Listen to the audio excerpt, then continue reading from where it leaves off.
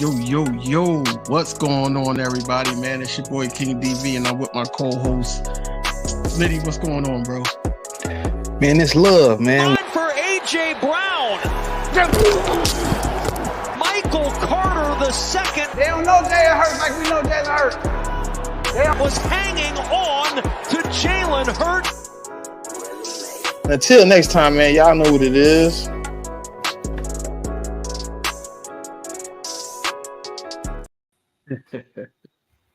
Yo, what's going on, everybody, man? Welcome to another episode of Inside the Nest. I'm your host, King DV, and my co-host. What's going on, bro?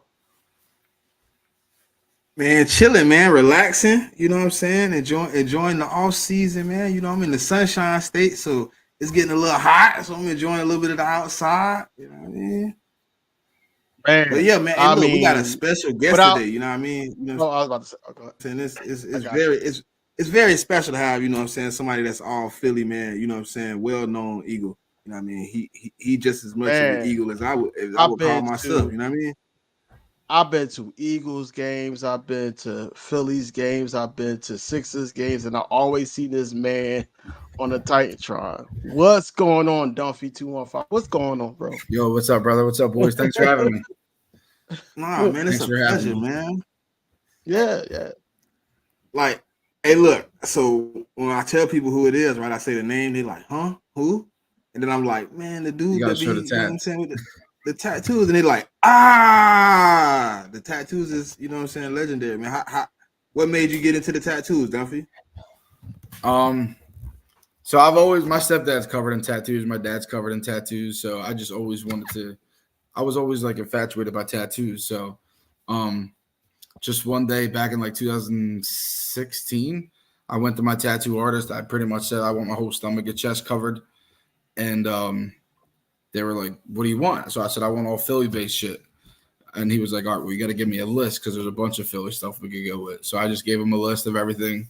Came back like a couple weeks later, and he had it all outlined, a big-ass outline. And he picked the placement, and he's like, "Is this cool? Is this where everything you want to go?" And I'm like, "Damn, the fanatic over the belly button now?" I'm like, "That might hurt." He's like, "Fuck it, let's rock with it." And I'm like, "Let's go." So I got to give him credit for that. Shout out my tattoo artist, Mug Nemo. But yeah, he picked the placement, and then now here we are. Yeah, man. You world renowned, man. Eagle fan, man. Like, listen, I got a lot of Eagle stuff, but none of mine can amount to his tattoo. Like, on God, bro. Listen, what's crazy, bro? Because I'm sitting here about to get a half sleeve. I'm about to get a half sleeve myself, and I'm sitting here like, yo. I'm sitting here questioning, should I get an Eagles tattoo? But I'm sitting here like, yo, I don't know if I'm that.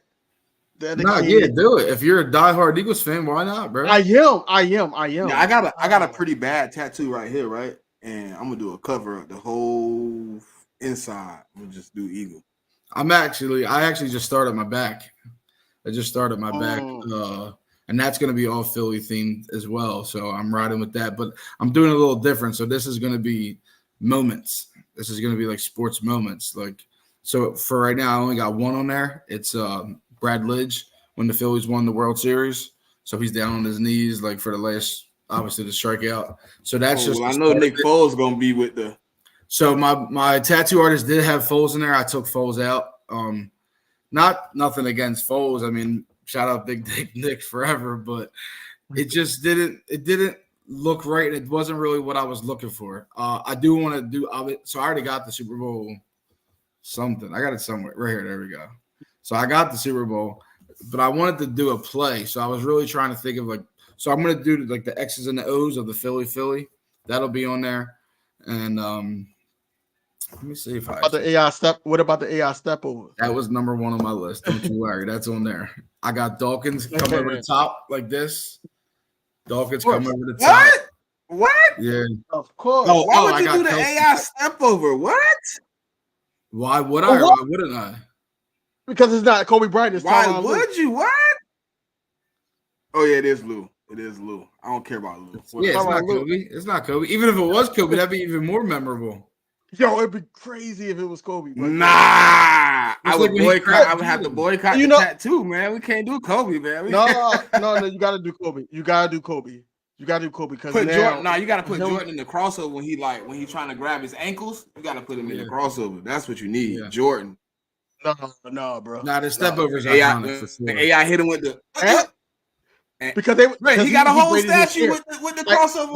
The whole year, Tyronn Lue had the little fro, right? And then as soon as they knew they was playing the Sixers in the finals, he braided his hair. He had the sleeve on, and then he's like, "Man, look!" And all the commentators was like, "Yo, you trying to be like AI?" So AI. Hey, if anybody looking for Bruh channel, it's linked in the description on me and DV channel. Is in the description. Yeah. Click the description, man. Give bro a subscribe. You know what I'm saying? You know, he's just starting his channel up, but you know what I'm saying? He getting it in. Yeah, I'm trying. I definitely want to start pumping a bunch of content out there. I got a lot of things. I was actually just talking to one of my boys today who's helping me like direct everything. And we got like 6-7 good videos that we got lined up that are going to be coming to you. It's going to be a little different than like, so I wanted to go this route and just talk to a camera, but I'm trying to get more like creative with it and use like, you know what I mean? Trying to use like my experience with all this shit to my advantage. So I'm trying to, the podcast shit's is you can't go wrong with that. I mean, that's content in itself. Oh shit. What's crazy, bro? He said that he's trying. He don't have many videos posted. He got some shorts posted, and he got 700 and something subscribers already.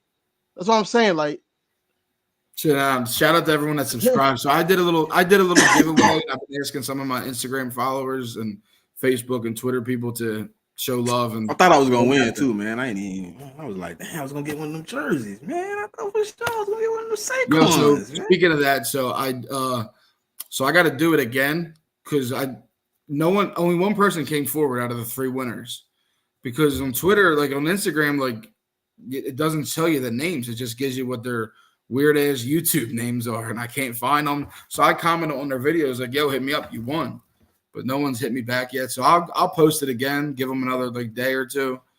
But if no one comes forward, I'm probably gonna draw it again this weekend. But I got one already shipped out on the way to the guy, so I'm sure he'll be happy. Look, I was like, I kept watching, then I seen the 3 people. I was like, oh, okay. And then I ain't see nobody excited on the post when they said he won. I was like, hey, look, man, y'all got to keep up. Y'all into these giveaways, man. Okay, here we go. The comments. I was looking for that. Yeah, they coming in. Hey, man, shout out to the 43 people in here chilling with us, man. If y'all on the Twitter side, shout out to Doomsday for doing that. Yeah, if you on the Twitter side, if you on this side, man. Hey, shout out to Gene for the super chat. Man, I hit 1K today, man. Hey, man, listen, I hit 1K today, bro. No, you're not supposed to say that. You're not supposed to say that. What you mean? What you mean? So, shout out to everybody that subscribed to bro. He hit the 1K mark. You know, it opens up a lot of more doors for him on this here YouTube. So shout out to him for hitting the 1K, man. You're not supposed to say that, man. I'm supposed to celebrate your win. So don't do that. Don't do that. Nah, man, it's an our win, man. You know what I'm saying? It's one of those things where, you know, I probably wouldn't be here without, you know, a few people. You feel me? You know what I'm saying? And you won on. You know what I mean? It took a lot of effort to get especially Gene sitting up there. She be on my neck. She be on my neck. Boy, she got a noose on me. I can't say nothing negative about the team right now, boy. She might attack me. Man, you already know that shit. You already know. But I got a question for bruh, man. You know what I'm saying? You've been experiencing the team. You know what I'm saying? You was here for Miles Sanders. You was here for Swift. Do you think the energy inside the link is going to be way different with Saquon? No, hell no. I think the energy is going to be lit, bro. It's Saquon, bro. I'm saying more lit. Yeah. Miles was good, and Swift was like he. So I felt the difference in energy. Miles really didn't like till like his prove it year is when he really balled out. He had, I don't want to say a number, but I'm pretty sure I think he had like around like 1,300 yards or something. He went crazy. Either way, he had a good year, and it's all due to the offensive line. Like, not trying to take nothing from him. It's just facts. Like, look at the playoff year. Gainwell rushed for like $1 something in the playoffs. Like, Well, No, I'm talking to the chat. I'm talking to the chat. No, it's him. It's him. This man here. He was monetized and then he lost his channel. So we're trying to get him back to monetization, man. Damn. How'd you lose that? Come back. Let's go and come back. Look. Long story short. Long story short. Short story long. I deleted my channel by accident. Damn, that's wrong. Yeah. Fuck that, buddy. Long story short. Yeah, but it's cool. It's cool. But no, yeah, I think the energy is gonna be crazy at the link. As soon as they see Saquon come out out the tunnel, it's gonna go crazy.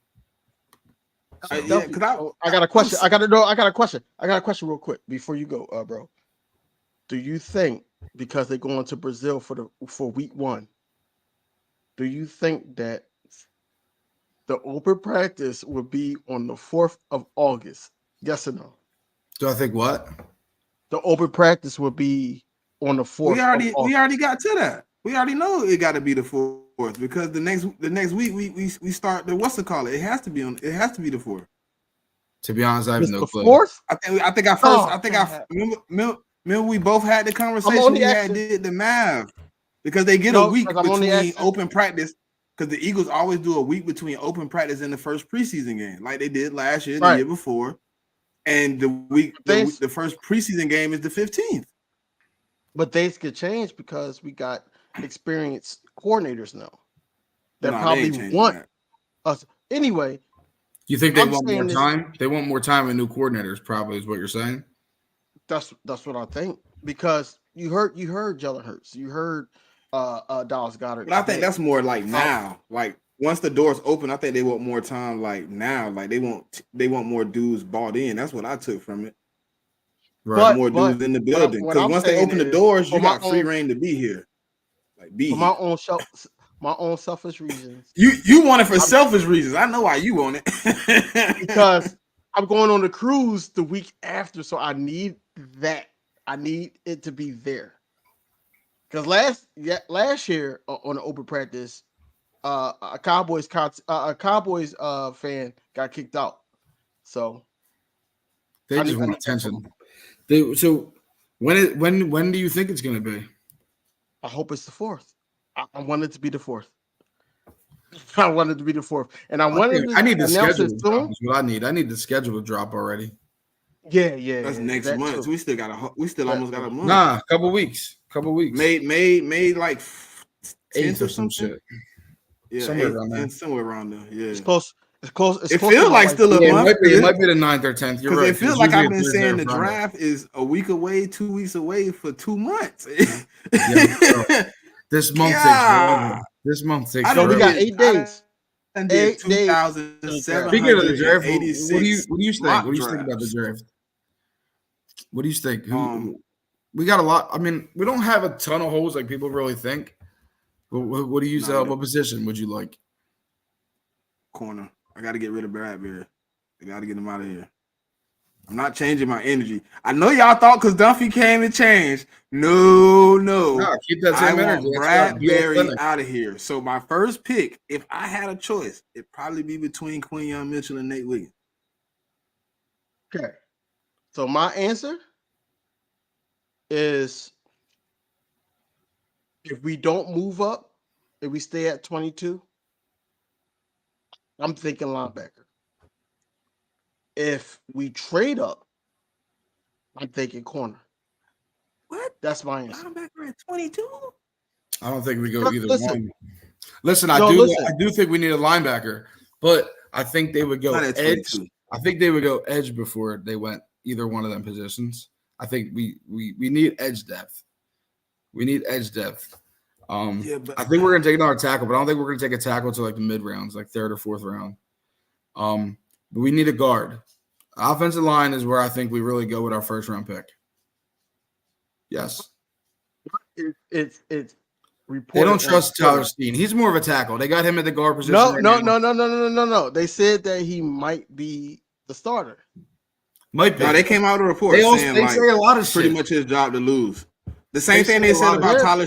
Nah, but it's the same thing they said last year about Cam. Is basically what they're saying about Tyler. Like his progression from last year to this year basically Stoutland is saying it's his job to lose. Yeah, he likes the progression he's seen over the year. But you know, when Stoutland get his hands on something, he go to crafting it. He could turn that. He could turn mud into a bronze. Yeah, like he took Jordan bro. Listen, he took Jordan Mailata, a dude that never played a snap of football in the 7th round, and turned him into a 2-contract left tackle. He's the best left, or 3rd or 4th best left tackle in the league right now. No, he's on some shit for sure. So my question, that's why I feel about Tyler Steen. Hold on. We got to discuss what we talk about now. That's why I feel like Tyler Steen might have his hands on the job, because Stoutland is one of those guys that if he see it, he said that today. Yeah, it came out today. The report came out today. I didn't see it. That is basically Tyler Steen's job to lose. From what they getting inside the locker room, what they getting inside the organization, is Stoutland trust him to be the right guard. All right, so I get that. Now, do you what did you? He's not going to trash him. He's not going to trash a player that he has on his roster. You know what I mean? Like, he can't come out here and say nothing bad about him. They're not going to come out and say, "Oh, we're going to take it. We're going to take a guard.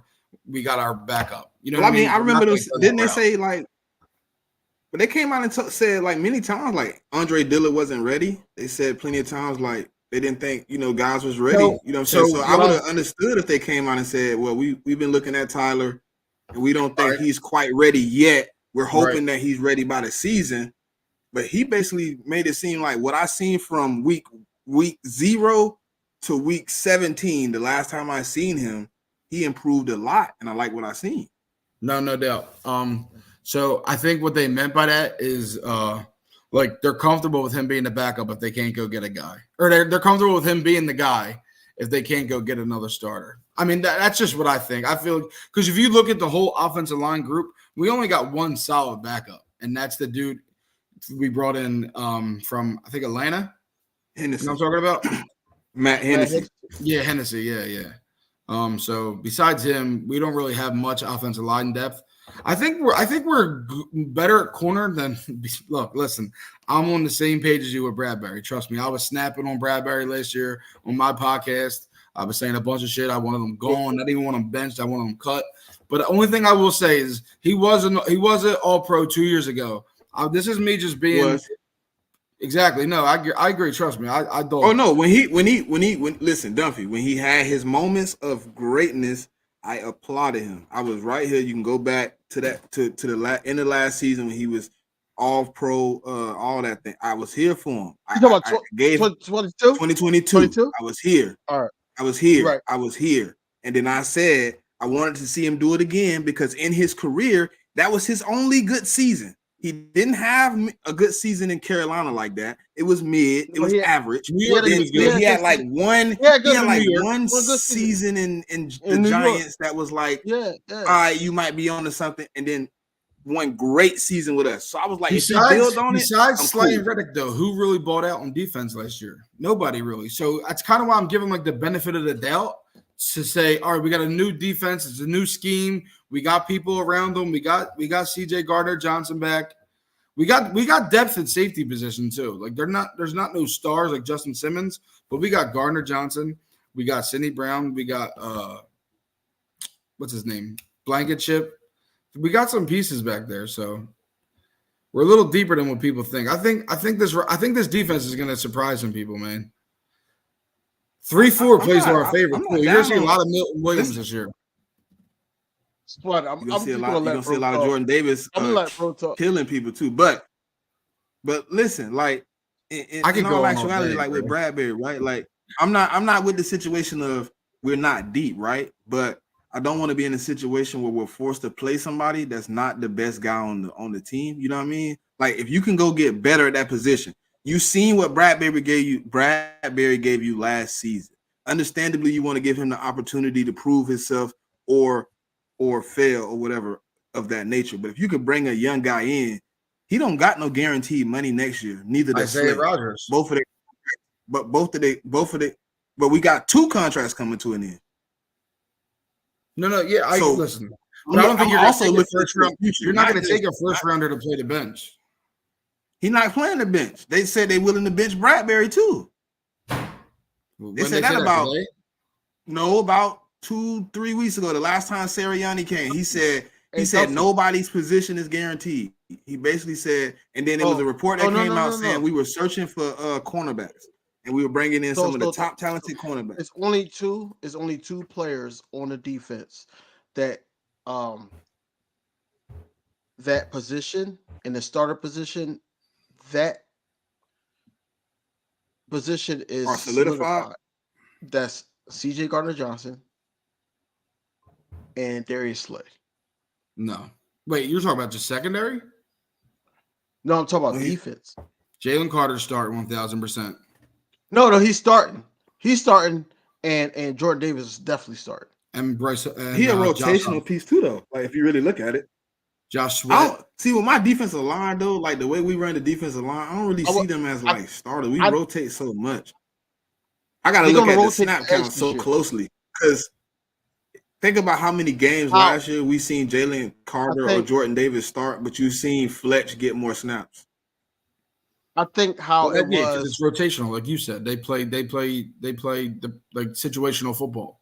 And I think that's what I think because the loss to the Jets. I'm gonna be honest with you.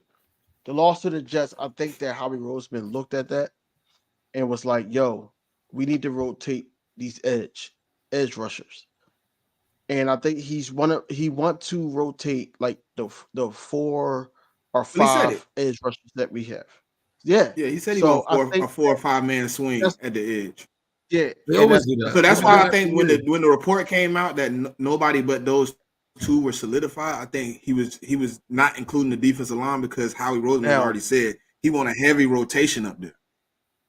Now, what I think that Bryce Huff has over Hassan Reddick that I know we're gonna miss, is that he can play both sides.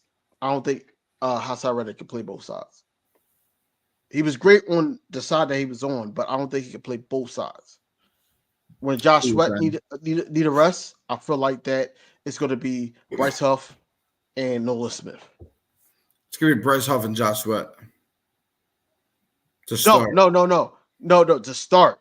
But I'm saying, like, if Josh Sweat needs a rest, Bryce Huff is going to come in, and then on that side where Hassan Reddick normally be at, Nolan Smith would be there because he's familiar. But that's the great thing about both of them, though, Bryce Huff and Nolan. Yeah, Bryce and Nolan can play both sides. Yeah, Bryce can play both sides. Bryce is elite from both sides, which is rare.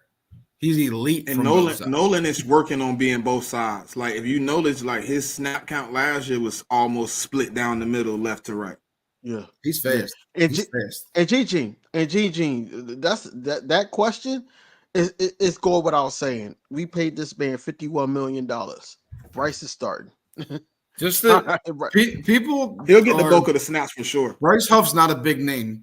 This year, Bryce Huff will be known as one of the top elite pass rushers in the NFL. Mark my words. Bryce Huff gets to the quarterback better than 95% of the league.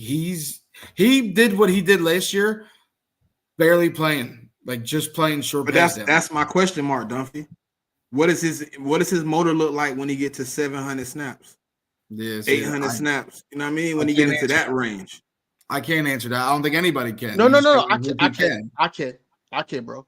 So listen, I thought about it.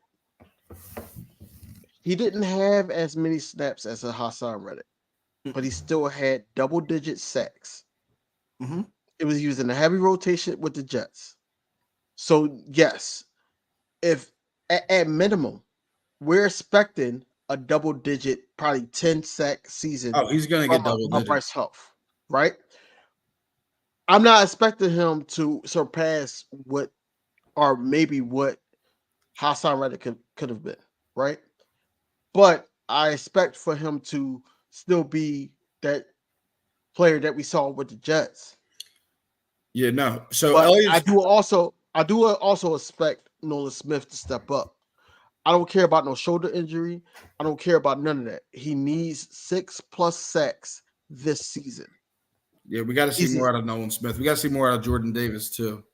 Yeah, and for him to be, and this is the last I hate thing. this argument. For I hate him, when they do Jordan Davis here, bro.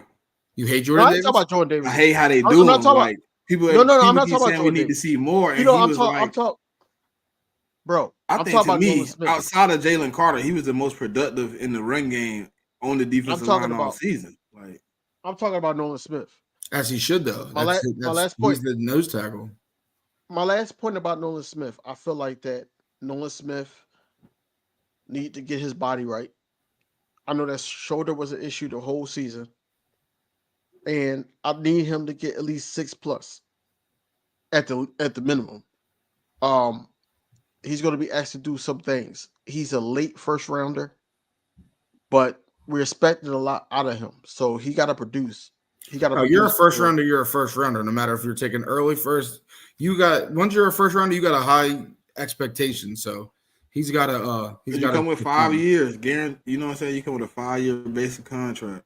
Yeah, you gotta earn that. Look, we'll give him the benefit of the doubt. We had a pretty stacked edge last year, so now it's not as stacked. He got a big loss in fucking Reddick gone, so he's got some shoes to fill. Not saying it's all on him, but he's got to step up and produce. But is it really a huge loss if you're splitting his snaps with other people? I'm not saying that it's not a big loss, but I'm just saying that Tom Reddick's a top 3 pass rusher in the NFL. Top 4 or 5. Who? I don't know. Tom Reddick. Okay, so maybe top 5. Yeah, maybe I was off. I got him at 7. Right, so let's name them real quick. I'm curious. Maybe I'm tripping. I got T.J. Watt. I got Bosa. I got Max Crosby. Yeah, I got. I don't know about Max. Hold on. What, bro? Yes. Max played. Max Crosby. Hassan Reddick. I ain't gonna name him on the list. I think Max Crosby a better pass rusher than Hassan Reddick. I think T.J. Watt, Nick Bosa. Right, so I agree with them too. Then you got Micah Parsons. I think Micah is better. I think Khalil Mack is better. What has Khalil done? I'm now listen. This is just me asking what he's done. Khalil Mack lately. Not Khalil. I do. He better than Hassan Reddick with no defense. Go look at his numbers with no defensive line, no defense. He had 17 sacks last year. Damn, I did not know that. Thank you. Come on now. Y'all think I don't watch football? What y'all doing to me? Myles Garrett better than Hassan Reddick. I said Myles. Max Crosby is not better than Hassan Reddick. He's not better than Hassan Reddick. I said Myles. Max Crosby is not Go look better at the numbers, Gene. Khalil Mack got 17 sacks last year with no defense. Crosby is a dog. I'm not denying that. He is not better than Hassan Reddick. He's not better. I think so. I would say so. He played. He's asked to do double what Hassan Reddick is asked to do. He played pass and everything. He played linebacker and he plays DN. So you can't really. Reddick did last year too. Listen. If you're saying that he's better at his position, then I agree with you. But I'm saying like a better pass rusher. Right. I'm talking about pure. I said pass rusher. 50 coverages, and you gave him 50 more rushes at the quarterback, he would have at least another 7 to 8 sacks on top of that. Say this again. If you took the 50 snaps last year that he played pure coverage, 50 of them, just 50, not all of them, and you put him in positions where he was literally rushing the passer, Max Crosby, he would have had at least 7 more sacks than he has on his number last year. How many more would Reddick have? Reddick didn't play a lot of pass coverage like that. In the second half, yes, he did. Second half, but that's 7 games. Okay. Everybody was playing all over the place. Was it? You're talking about 50. So in 50 snaps, he has 7 or 8 more sacks. 50 snaps. I ain't even saying take all of his snaps that he played in pass coverage. Just take 50 of them. Take 25 of TJ Watt. TJ Watt and Max Crosby played, I think, if I'm not mistaken, according to PFF, they are the edge rushers that play the most pass coverage in the league. I disagree, man. I'm sorry. PFF got the numbers. I can look it up. PFF is wrong about a lot of things. They don't factor in a lot. They play the most pass coverage. I'm saying snaps that they are not rushing the passes. I think is T.J. Watt and then Max Crosby. I know T.J. Watt number 1 for sure. He plays the most pass coverage out of the edge. And Myles Garrett plays the least. Yeah. Which is crazy. Myles Garrett's another one that's definitely better than him. Yeah. I got him at like 6 or 7, bro. I can't. I'll say 6. I'm not going to be a homer. I love 6. Hassan, but he like 6 or 7 for me. But see, that's why the arguments that we are, the debates, I should say, that me and you had, bro, I don't think he should be paid top 5. Who's that? He should be paid I told 6. you he shouldn't have been paid. Not top 5. Because, yes, we know from watching football, Hassan Reddick opens lanes for other, like the defensive tackles, the other edge. He opens lanes for guys, whereas though, especially that year when we went to the Super Bowl and lost, he opened lane for guys. Just like Jonathan Gannon, I hate saying his name, but Jonathan Gannon basically said, like, yo, he had 16.5 that year. He could have had easily over 20 sacks. Mm-hmm. So that's what I'm saying. Like, yo, he opened lanes for certain guys to get So you're helping my argument. No, I'm not helping your argument because at the end of the day, the stats. He should have had over 20 sacks. He should have, but he didn't. Where is this Max Crosby? That's crazy. Max Crosby over Hassan Reddick. He won't. I can't believe what I'm saying. What's your question? What's your question though? Because Max Crosby, all right. The only game as a Philadelphia Eagle for Hassan Reddick that he was a game changer was the San Francisco 49er games in the NFC Championship.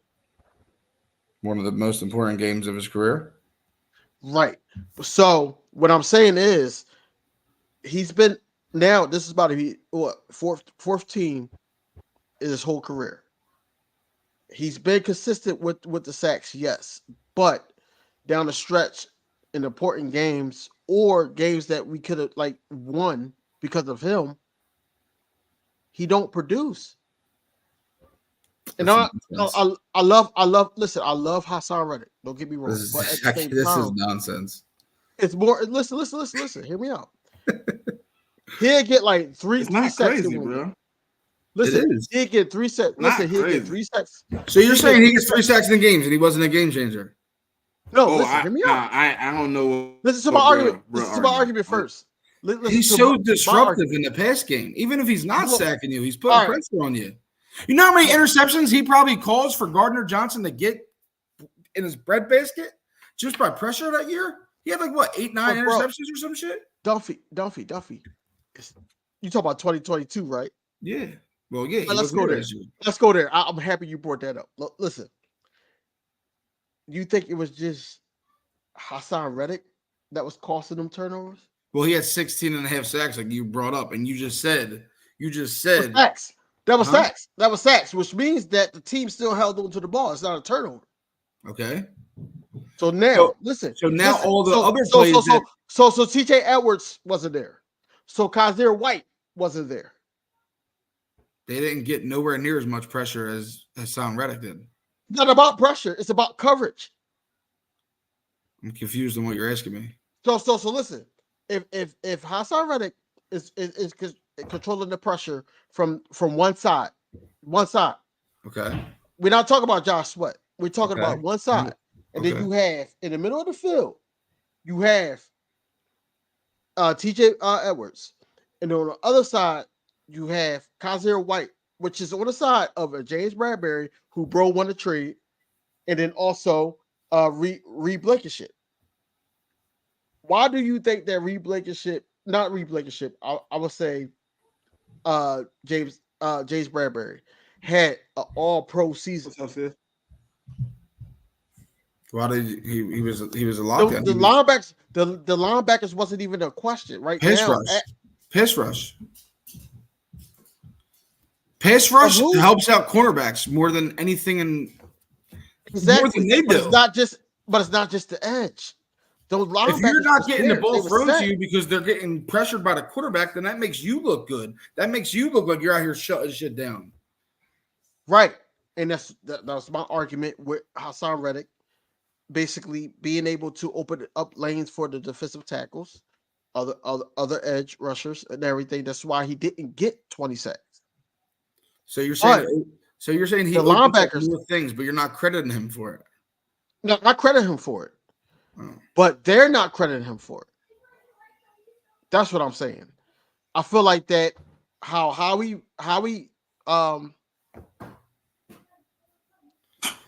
This is crazy, Yeah. bro. nonsense. Bro, listen. I've been listen. looking at some stats, right? And he said, you know how many snaps Max Crosby played last year? I gotta come back. He killed Max Crosby. I ain't like that. I like Hassan. All right, Max Crosby played over 1,000 snaps last year. He played 200 of those in pass coverage. Okay. Take 50 away. He played 95.4% of their defensive line snaps last year. And he played I just want to know basically 10% of that in pass coverage. Okay. Hassan Reddick played 780 snaps. He played 67 of those as a pass coverage defender. Nowhere close to Max Crosby. He ranks 16th amongst linebackers / edge rushers in snaps played not rushing the pass. Max Crosby is second. I'm not sure where you're going with this. So you said he had 67 Max Crosby is getting. He had 67 in so, coverage. He had 90 something. He had 200 plus more line plays. He was involved in 200 more plays. And he had what? How many sacks? How many sacks? Let me go back to his sacks. Hold on. He had 12? 12. Reddick had 11? Yeah, and Max Crosby had surgery when the season ended with a knee injury. And the whole second half of the Eagles season, was a wash because everyone sucked. Oh, he had 14 and a half. My bad. 14 and a half. Max Crosby had 14 and a half. So, yeah, so that sounds about right. So, in 200 and plus more snaps, he only had 3.5 more snaps, 3.5 more sacks. I don't know, man. Technically they close in pass rushes though. If you take out Max Crosby's snaps as a linebacker and you just take those off, he's sitting at about 800, and then Hassan is sitting at about 720. If you take the how many snaps did you said? How many snaps? Max Crosby had 95. No, he played 95% of their snaps. 95.4% of all. He led the league in snaps played by defensive linemen. He played 1,073. So if you take out the 200 he played in pass coverage, he'd be at 873. You take the 67 from Hassan, put him at 720. They 100 more opportunities maybe on a way worse team. On the 30th best pass rush defense in the league. Are they the way worse team though? I mean, we started fucking 10-1. They got better. They got better the last 9 games. We were bad. I can't even. We looked like we were good. The second half of the season, bro, was just. Oh my god, it was bad. It was. But bad. I like Hassan though. But I still don't think I would have paid him top 3 money. With all that being said, well, he's only got it for a year, right? You're not talking. 2 years. I don't even think he signed a contract with the Jets. Did he? Oh yeah, no, you're right. He didn't. You're right. He didn't extend. Nah, he's still on the same contract he left with. Yeah, they say they not extending him until probably towards. He's 29 years old. They're not extending him. So it is what it is. I would have. He's going there for a year. Is what he's going there for. I mean, for me personally, I would have gave him 22 to 24-ish, but the 24 probably would have had to equal up somewhere in probably incentives. Ain't he getting like 21? I would have gave him 22. Or what is he getting? That's his cap hit. I think his base salary is only 14, if I'm not mistaken. Yeah. But we had to pay him $1 million. Then you get your roster bonus, all that money. So I think that's what's going to equal out. But I think over the season, he's only going to make 14.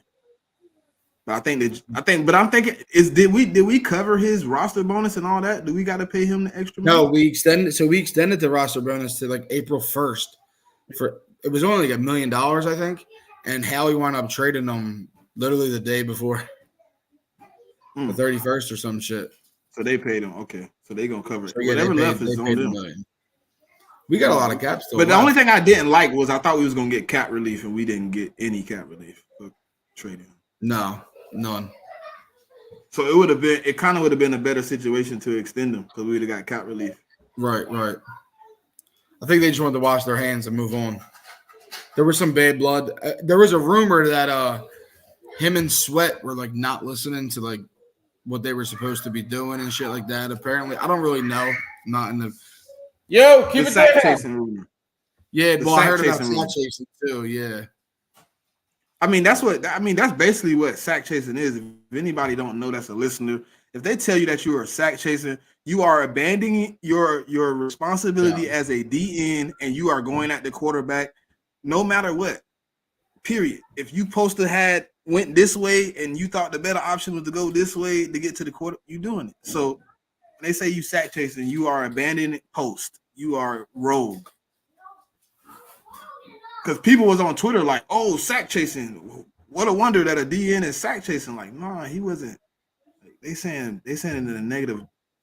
Right? Tone, no, they're saying that when he's supposed to sit there and block the edge and wait for the run and close off that edge, wait for a linebacker to come. He wasn't doing that. He was going for the quarterback, and people just don't understand that.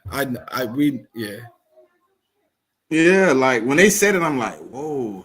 Now, if it's true, I understand why we washed our hands and moved on. Right. Wide receiver 3, what are you thinking? People telling me to believe in Paris Campbell. But I don't believe in either one of them. I definitely don't believe in Devontae Parker. I definitely 50-50 on Paris Campbell.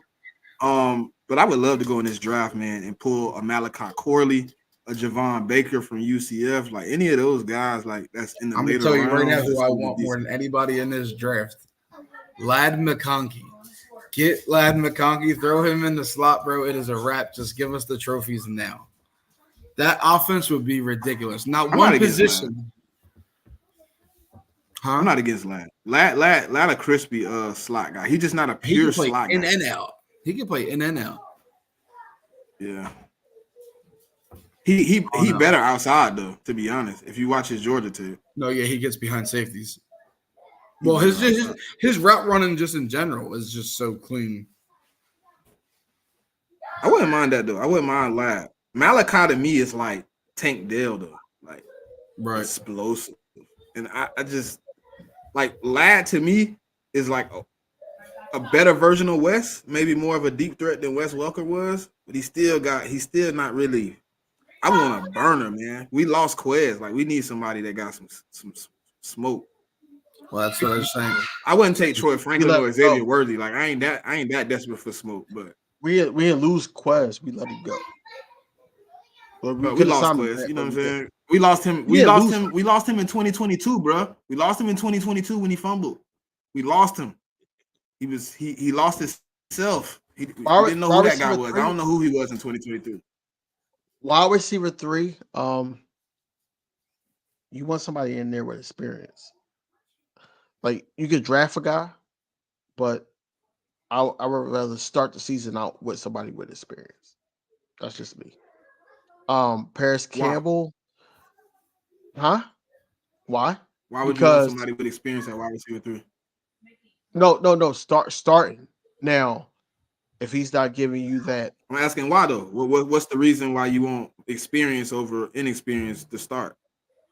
What's the difference? I feel like I'm just trying to understand.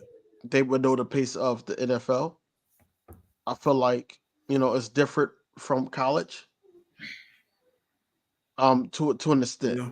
I'm not going to say fully, but to an extent. I will want that. I'm just saying, I just want that more, the route running, just knowing their assignment. And then you get the rookie. I'm not saying not to draft a wide receiver, but you get the rookie to just watch. And then if his opportunity come, then you go with him. Nah, give me some fresh legs. Yeah, no, I was going to say the same thing because, like, I want you to build that. I don't want you sitting on the bench. I want you building that camaraderie with Jalen Hurts on the field where he trusts you. Because I watched dudes that sat on the bench and they got an opportunity and they didn't really get the rob. DV, me and you had plenty of arguments at him about not throwing the stall wide open because he didn't trust him because he hasn't been on the field with him enough. But that was the argument. But why though? Because he hasn't been on the field with him. I don't know what you're gonna do in this moment, but I trust Devontae, so I'd rather squeeze it between two defenders to get it to Devontae than give it to you out there. And that's you. He did it. I believe. No, listen, he did it to Quest too. He did it to Quest too. Hear me out. We didn't trust Quest. Would you throw Quest the ball if he was doing this? No. I don't want you in a situation where you ain't got the natural chemistry. Listen, you know what I mean? I'd rather have fresh legs. Here's my thing. I feel like that the offensive coordinator and Nick Sirianni was telling him where to go with the ball, regardless of what's going on. I felt like that was the mission. But that don't matter. I think it's going to open up. It's going to open up a lot more. I mean, you have a hot route. You always have the hot route, but doesn't mean you have to force him the ball. No, you don't. You don't. I think you go get a young receiver. You let him grow with Smitty. You let him grow with Hurts, and just let him grow with the offense. You go get a young guy that fits exactly what you need. You need speed. You need someone that can catch the ball. Just it's not hard to do. Someone that can run in between the lines with Goddard, because Kellen Moore is going to find you ways to get you the ball. I think Kellen Moore going to scheme him open. He's going to scheme you open, wide open. Oh yeah, he's going to scheme you 1,000%. Dropkins was elite. Quez Dropkins was elite. Nah. Elite at dropping it. Elite at fumbling in the worst moments. Elite at not catching it in the Super Bowl. Dude. He could catch, we win the Super Bowl. So many what ifs in that game. You get so many what ifs, but yeah, if you give me the young guy, I just feel like, hey, look, and I feel like Dunphy too with the young guy. He don't come in with no expectations, no bad habits, none of that. He come in fresh, ready to play. He bought in. He doing whatever it takes. You know what I mean? And he gonna get in there with Smitty and AJ. You got a guy like Paris Campbell who can help him out. You got a Devontae Parker who is pretty much at the end of his career. He's pretty much a mentor. He can be in there mentoring the young guy. I think I'd rather put the young guy out there, let him get some burn on his tire, man, instead of sitting him and then you put him out there and he ain't ready. No, I agree with you 100%. Mentally, he ain't locked in. He not focused. That wide receiver 3, to me, is a crucial position because you don't get as many targets. You're not the hot route a lot of the times. So you just running routes. You cardio game. I agree with you. And when it come your time, you got to be 100% prepared. And leaving them on the bench for 6, 7, however many weeks, DV want to leave them on there. You know what I'm saying? I just don't know if that meant, like, if you got a guy that's burning, I'd rather have the best guy on the field. And that you leave him on 7, 8 weeks. I'm not saying that. What I'm saying, you got to see what you got with your vet guys first. I think that's the safest bet. And then if they not give you anything, put the young guy in. Because experience is the best teacher. I'm not saying I get what you're saying. I get what you're saying. But I don't think neither one of the guys in front of him are talented enough that you should say they should be in front of him. Paris Campbell had 100 yards. If you drive a wide receiver in front of who? Paris Campbell had 100 yards, and Devontae Parker was last in separation. I don't think either one of them have enough. Devontae Parker been last in separation 4 years. Yeah. We're not talking about him. I'm not talking about him. He been bottom of the league, but the last 4 years he's been dead last. Dead last. And all receivers that qualify, dead last. What's crazy is that a lot of people do not like Paris Campbell because he's a Nick Sirianni guy. Nah, he had 100, bro. He had 100 yards. I just think no. I understand, bro. I understand what you're saying. On a team with no receivers, you had 100 yards. People who I talked to here in South Philly, They all say, "Hey, he's a Nick Sirianni guy. I don't trust him." Oh no, I ain't Everybody stuck on says that. that. No, that ain't my argument. My argument is you was on a I team know last that's year not on a yours. depleted I'm not saying roster it's yours. with I'm talking in receivers, abundance. and you had 100 yards. And the shit I'm talking quarterback. about. I'm talking about the abundance of South Philly says that they don't Yeah. trust him because he's associated with Nick Sirianni, and a lot of people want him going anyway. Nick Sirianni, I'm talking about. So they do want us to draft Xavier. They want us to draft a Worthy? wide receiver. Period. Yeah, Oh, this this is what nastier. I'm Hold hearing. on. Hey, hold on. This even nastier right here. This man played every game and had 100 yards. He was active for 17 games and he had 20 catches for 100 yards on a team with no receivers where Darius Big Play Slayton is wide receiver 1. You had 100. That's where I'm stuck at. You're supposed to get burned. When you consider you know what I'm saying yourself to be like this, you got to get some burn. You're supposed to be out there working, I'm man. not He should have had at I'm not least digging 4 or either one of 500. their wide receiver threes. Not at all. So, hey, my sis dying laughing. Really? Listen. Who would y'all draft at wide receiver 3? Realistically. I just said I would love Lad McConkey more than anybody in this draft. I think I know.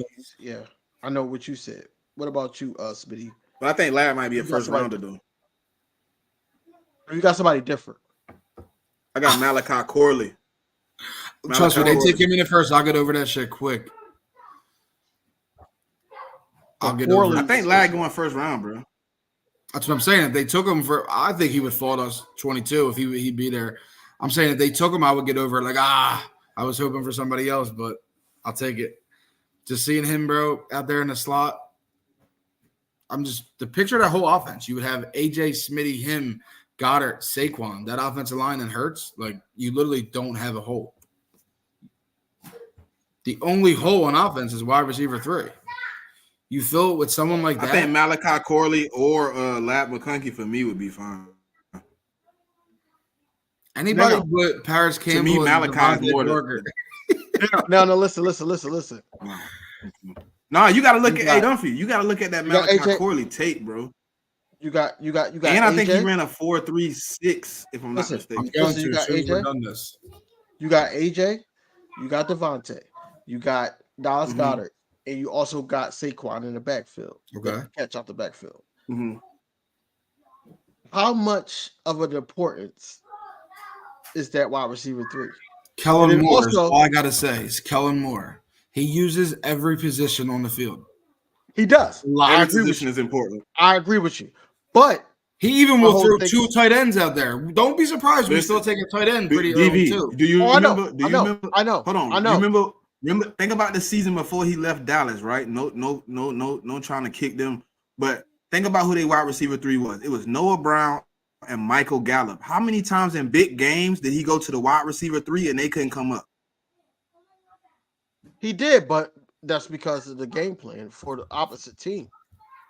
But that's just how he likes to play. He likes that. He likes wide receiver 3s. I know what you're saying. But also, he is going to maneuver Devontae around too.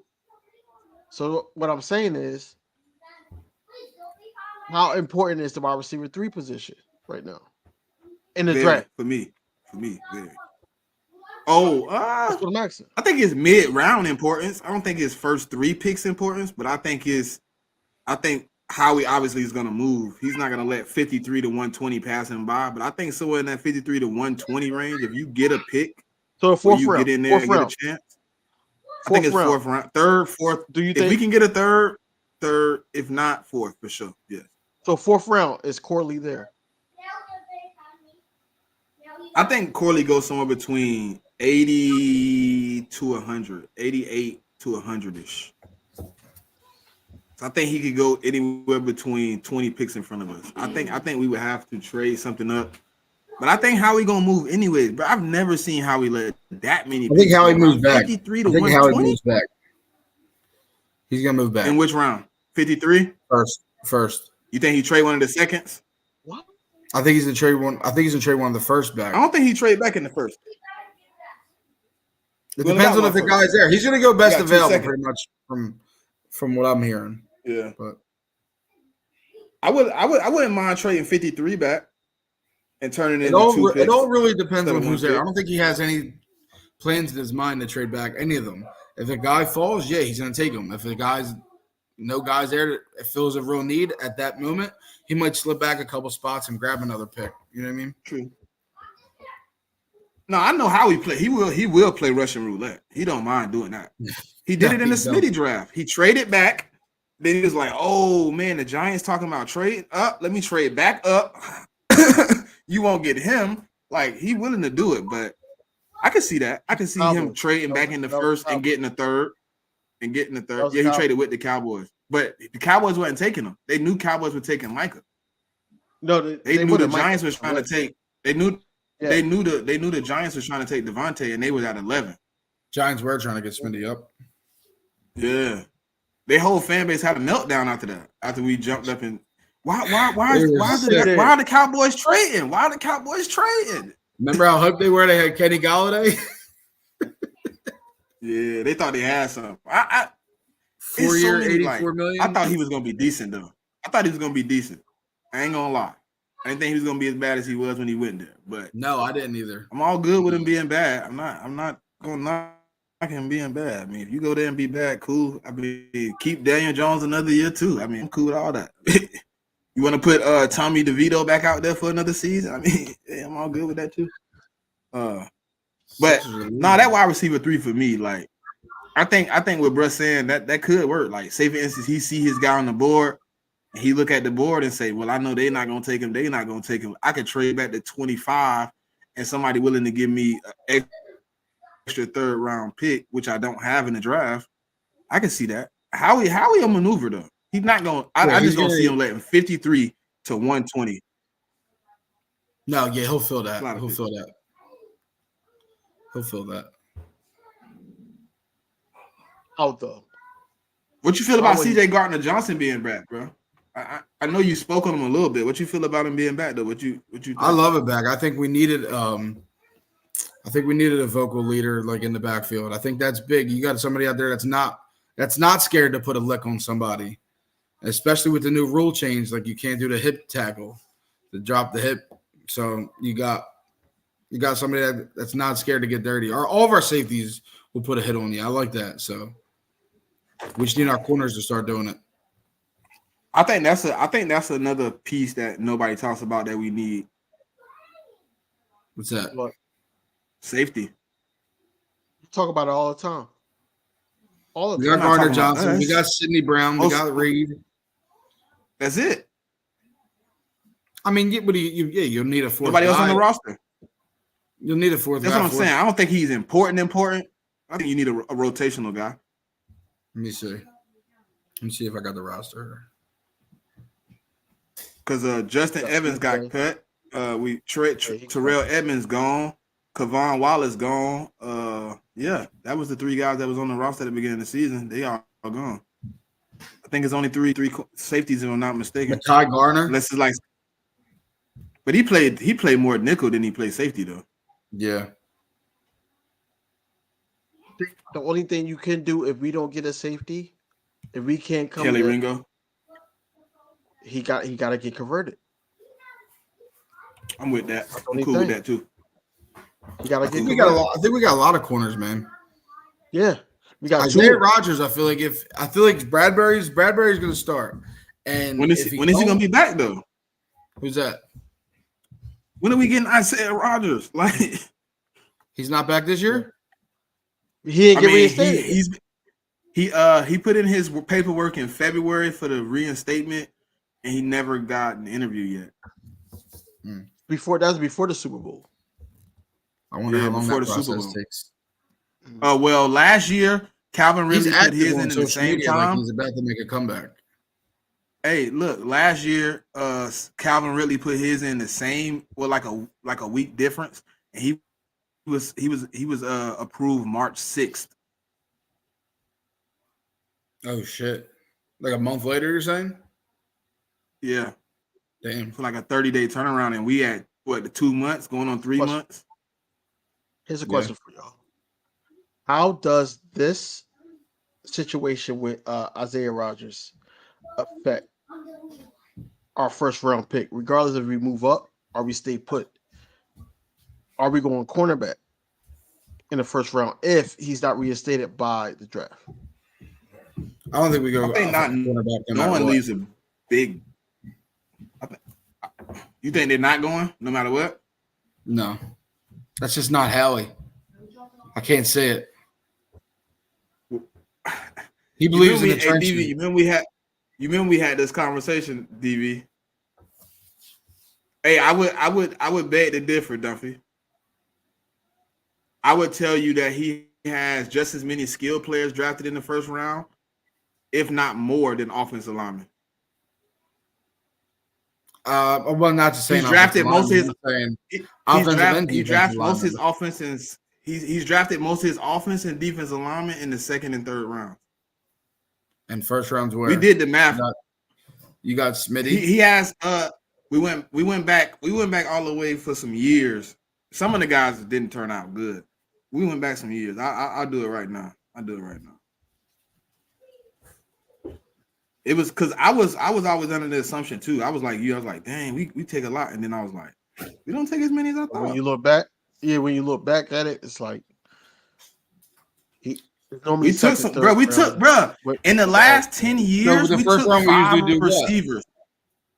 Listen, in the last 5 years, we've took 4 wide receivers. In the last 7 years, we've took 4 wide receivers.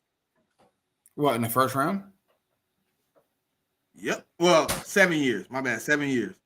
Nelson Aguilar. Nelson Smitty. Aguilar. Smitty. What's the other one? Jalen Reagor. Hold on, I gotta look at the other one. There's one more. Like, so when people say we don't draft skilled players, I think we do. Hold on. Let me go back. Where's the cornerback though? Is what the whole question was. The only one we got was the second round was technically Howie. Sidney Jones was in the second. There it is, right there. Dillard, Reagor, Watkins, Marcus, Smith. Where are the other 4? So 3. Dillard, Reagor, Watkins, Marcus, Smith, and Smitty. Yeah, Marcus and Smitty, right? Yeah, so that's Marcus. Hold on, let me go back to Marcus who? The Marcus Smith, I think, or Marcus Smith is who he's talking about. Edge rusher. He never did nothing.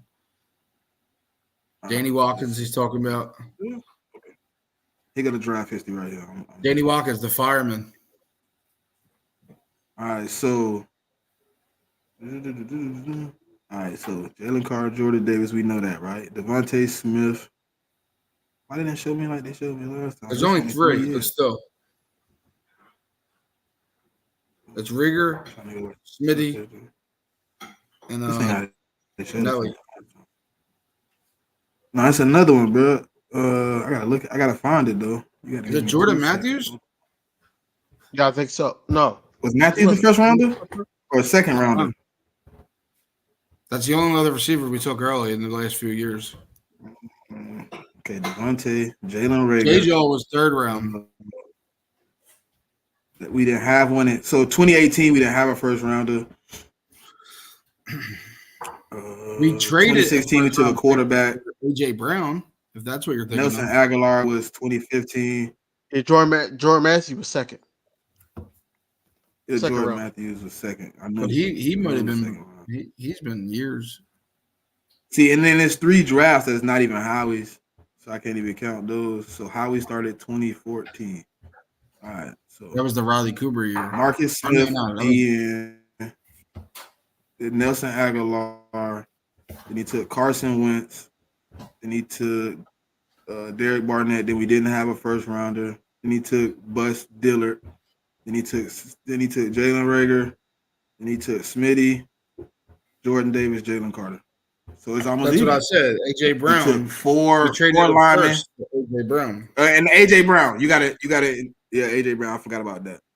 That's what I was just saying. Dang, that was the fourth one. So it's 4-4. I was really speaking on corner. I was saying corner. That's not really. It's corner. Yeah. Well, technically speaking, Howie only has 10 drafts. He's never taken a corner in the first round. He's second, I think, is the only one with Sidney Brown, and that's only because he slipped because of that injury.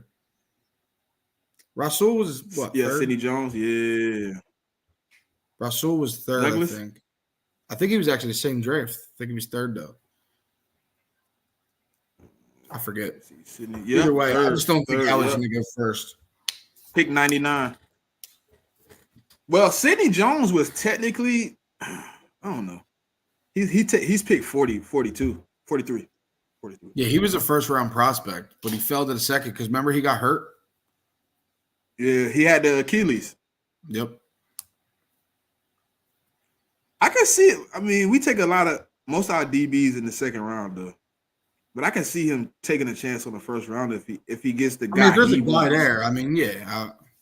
I feel like Howie's changed up his philosophy a little bit the past couple of years anyways by going Smitty in the first round and after he went first round the year before and busted with Rieger.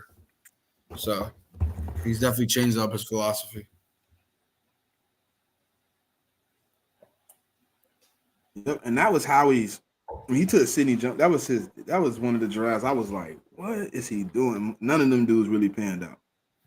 No. Rasul is the only one in that draft you could say did anything. Right. The next draft kind of the same. What's our shotgun battle? Oh, well, no, the next draft was pretty decent. People don't talk about that 2018 draft enough. Now that you got me looking.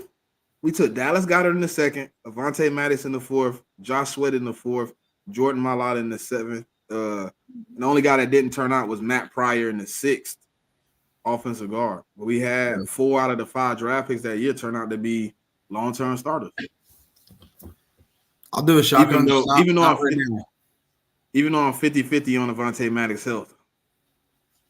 If he's healthy, bro, he's another one that could tackle. He's healthy. He plays the slot real well. So you need him healthy, though. And that has been very up in the air lately. Ooh, this 2020 draft was disgusting. Other than Jalen Hurts, everybody on here is gone. Yeah, I'm not drinking right now, brother. Or I would definitely would have responded. I'm not drinking for a couple months. Are you on the cleanse, bro? Yeah, I've been doing 75 hard. I'm on day 17. Ooh, 75 the hard way. Cold turkey. How's it going though? How do you feel like going through that jump? I'm down over 20 pounds. I was down, so I weighed in on what day was it? Monday morning. I was down 19.8 pounds. So I know I'm probably down more by then. So it's going good. 17 days, I'm down over 20 pounds. I can't be mad at it. I feel good. I feel great. You know what? I'm no longer saying anything about Howie, man. I'm looking at these drafts, right? I'm really, really looking, right? The last we're gonna exclude 2019. We're gonna exclude it because none of them did anything other than Miles Sanders, and he only had one season, right?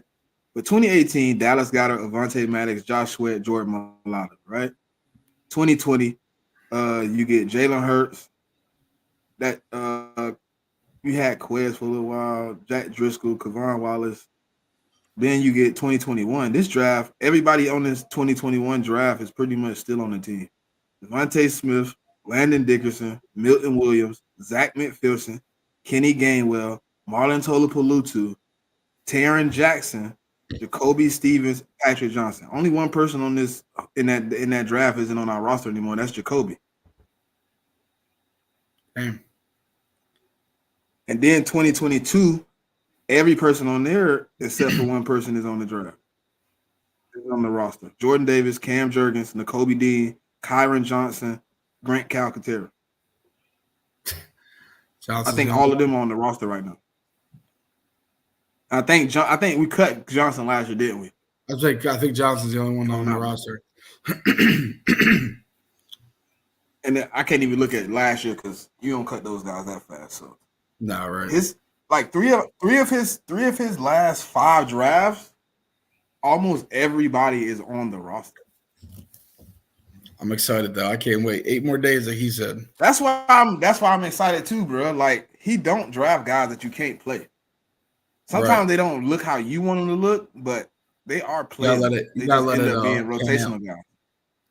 Like Driscoll. And that's why I think we're going to draft to Kellen Moore's. We're going to draft to what Kellen Moore's needs is. That's why I really think we're going to go receiver pretty early, or possibly even a tight end, like 3rd, 4th round. I think it might shock some people because he goes. What if Brock Bowers was sitting there at 22? Say it again. What if Brock Bowers was sitting there at 22? He's a Philadelphia Eagle. Then you can get away with Paris Campbell in the slot. How would you feel, DV? Obviously supposed to be a top 10 guy. He's sitting at 22. No? I'm all defense. I'm sorry. I'm defense. I'm sorry. Not that. That would be a great move. I'll be hype about. Listen. I'll be hype about it, but I'm more defense. We gotta show up their defense, especially what we I think scheme. I think our scheme had a lot to do with why we struggled, though, too. You think so? I do. Yeah, definitely. People didn't understand what they needed to be at. Not. That's why I said I thought position coaches and their being able to teach the scheme was probably the biggest mistake last year, because there was a lot of times where you seen a linebacker or you seen the cornerback looking for help that wasn't there. Not trying to teach the scheme on the fly because you're bringing in guys like what's his name? Vic should have been here last year. He should have, but he should have never left. They wanted to go with somebody that was imitating. We got screwed. Because Gannon said I'm staying, and then he said, "Well, I can't wait," and then he went and took the job, and then Gannon said, "Oh, I got a job in Arizona. I'm out." Yeah, and I've been talking to them for 3 months. just so you know, I've been tampered with. Yeah, right. Did they ever get in trouble for that? They did. Yeah, they gave us a pick last year. They gave us a pick. Yeah, I remember that. Yeah, that's how we ended up getting Sidney Brown. Sidney Brown was their pick. He said like a week or so ago that he's already ready for practice. Like he's ready to go. Bro, you didn't see him on the Philadelphia Eagles thing running with the leg sleeve on? He was already running.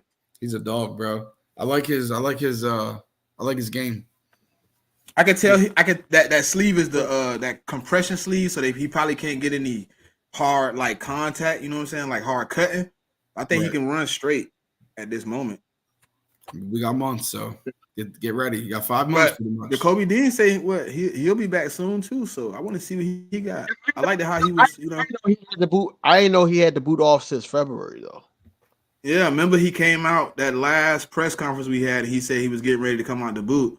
I just hadn't seen him in so long. I kind of forgot about the boot, to be honest, DV. That's what I'm saying. I just forgot that he even had the boot on. I was like, "Oh, you got the boot since February?" I thought we're gonna need him to stay healthy and be in that rotation. Honestly, you know what it was one thing about his press conference that I did take, and you know how I am about chemistry. Him and Devin White, him being recruited for 2 years by Devin White while he was at LSU.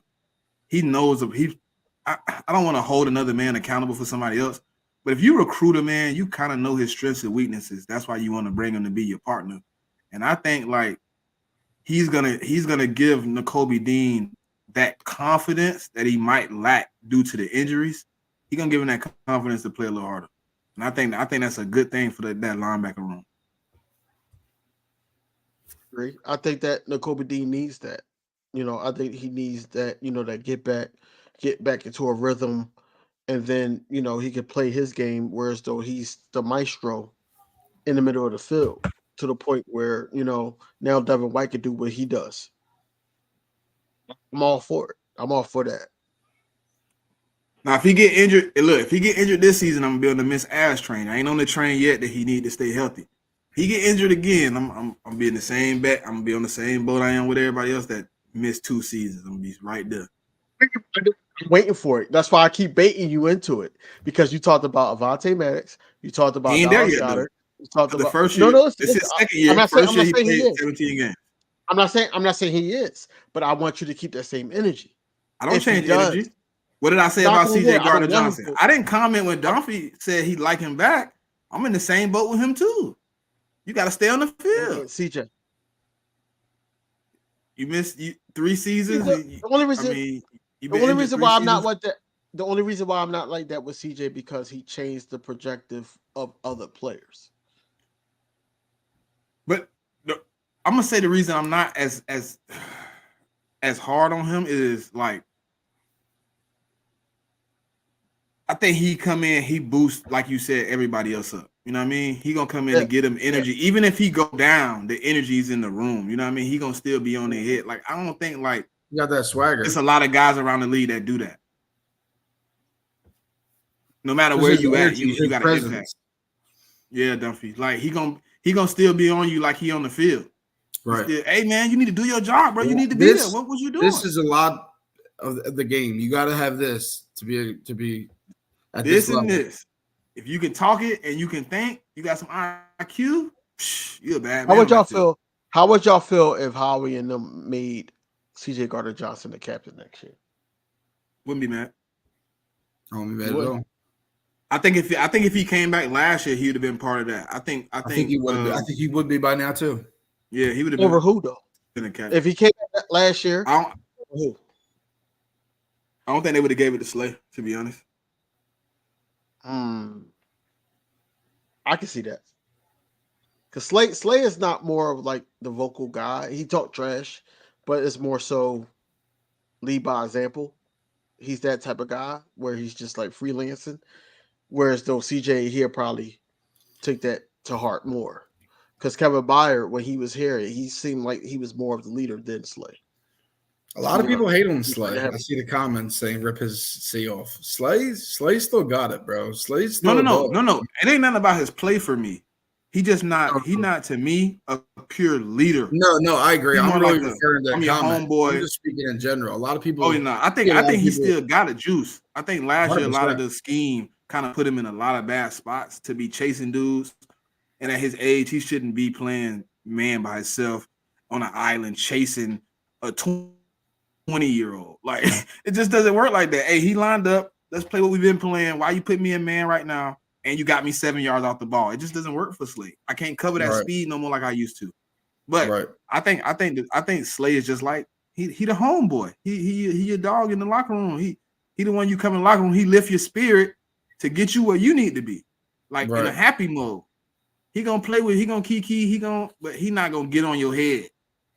He not gonna cuss you out in the locker room when things going bad. No, I agree. He said Slay be glazing the ops. No, that's hey, Jigga, why? That's where I was getting at. Me and you on the same page. So basically, yeah, CJ being back helps Reed Blankenship out. You know, I believe that he's going to be the starter, but it does help him out. So that's what I'm saying. Like, you know, his impact. And then I felt like the cornerbacks, the old cornerbacks that we have, played a lot better with CJ Gardner Johnson in the lineup. I had a question for you about the Reed Blankenship. Do you think he helps him out because he takes some of the responsibility off of Reed? Of course, I think that. Because think about it. Last season, yes, he made some good plays, but they were questionable plays. When Terry McLaurin stepped on his forearm and his toe went out, that went in our favor. When the tight end from the Dallas Cowboys, that game when we had here, that was questionable. Mm-hmm. It was. So that's what I'm saying. Like, you know, certain things, he's not really the best in coverage. He's more of, like you said, that hybrid safety, whereas though you could break him down and you could he tackles with the best of them. But coverage wise, he's suspect. And I'm being honest with you, that's how I feel. So overall, I think that, you know, with CJ Gardner Johnson being back, I think that it benefits Reed Blankenship more because now you could put him in that role.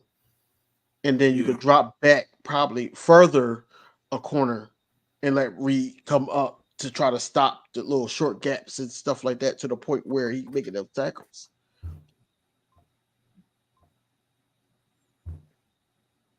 I think his role will be more defined this year. I think he'll have a more set assignment of what he's doing. He'll have a more of an understanding because last year, outside of Kevin Byard, nobody next to him was, you know what I'm saying, a top tier safety that could help him do his job, that could teach him anything. But you got to think about how many safeties that we had next to him. I know. Last season. I know. I think about all that, but I'm just saying, none of the guys that were there, I was like, oh yeah, you're gonna be able to help him. Like Justin Evans, Terrell Edmonds, I wasn't high on those dudes. Terrell Edmonds need to get banned from Philadelphia. Like I did not like him at all. Terrell Edmonds was a suspect. Justin Evans was at least trying. I agree. But he wasn't a starter. I know he wasn't a starter, but he at least was trying. Terrell Edmonds got burnt every single chance he got. He got burnt by everybody. So, yeah. And then Kevin Byard comes in, trying to learn the system. And then Hold on real quick, DB. Hold on real quick, DB. We got to go ahead. Hey, hold on. We got to. Yeah. So, we want to thank bro for coming out, man. Dunphy for coming out. You know what I'm saying? Showing the podcast some love, man. We had an hour and a half. So, you know what I'm saying? Anything you want to say to the people before you get up out of here, bro? I know you got to, you know what I'm saying, tight schedule. Thanks everyone for tuning in. If you're looking for any of my content, I'm on Dunphy215 on all platforms. My website, I got merch on there, Dunphy215.com. Check it out. But yeah, thanks for tuning in. Thanks for having me. I think the Birds are going to go 14-3 this year. That's my honest. I want to say unbiased, but I mean it sounds biased, but yeah, 14-3. I have very high expectations for the Eagles this year, so very high. I haven't got that far yet. Very, very high. Like, no, I got expectations, but I ain't got to where I could make a prediction. I need to know what the team looks like. You need to know what the team looks like and the roster kind of. Yeah, I mean the schedule. I get it, but just want to know until proven otherwise. Nah, for real. I mean that is a good one. I mean that is a good statement. That's the easy, lazy statement though. But you know, no, for sure. No, it is, but. But yeah, we appreciate you, bro, for popping out, man. You know what I'm saying? Yeah, we definitely gonna link again sometime here soon. For sure. After everything play out. But you know what I'm saying? Appreciate y'all. Hey, if y'all could give him a sub, thank you for coming out. You know what I'm saying? We appreciate it, man. No doubt. Next time, bro. Yep. Peace. Yeah, man, that was a good one. That was definitely a good one, man. You know what I mean?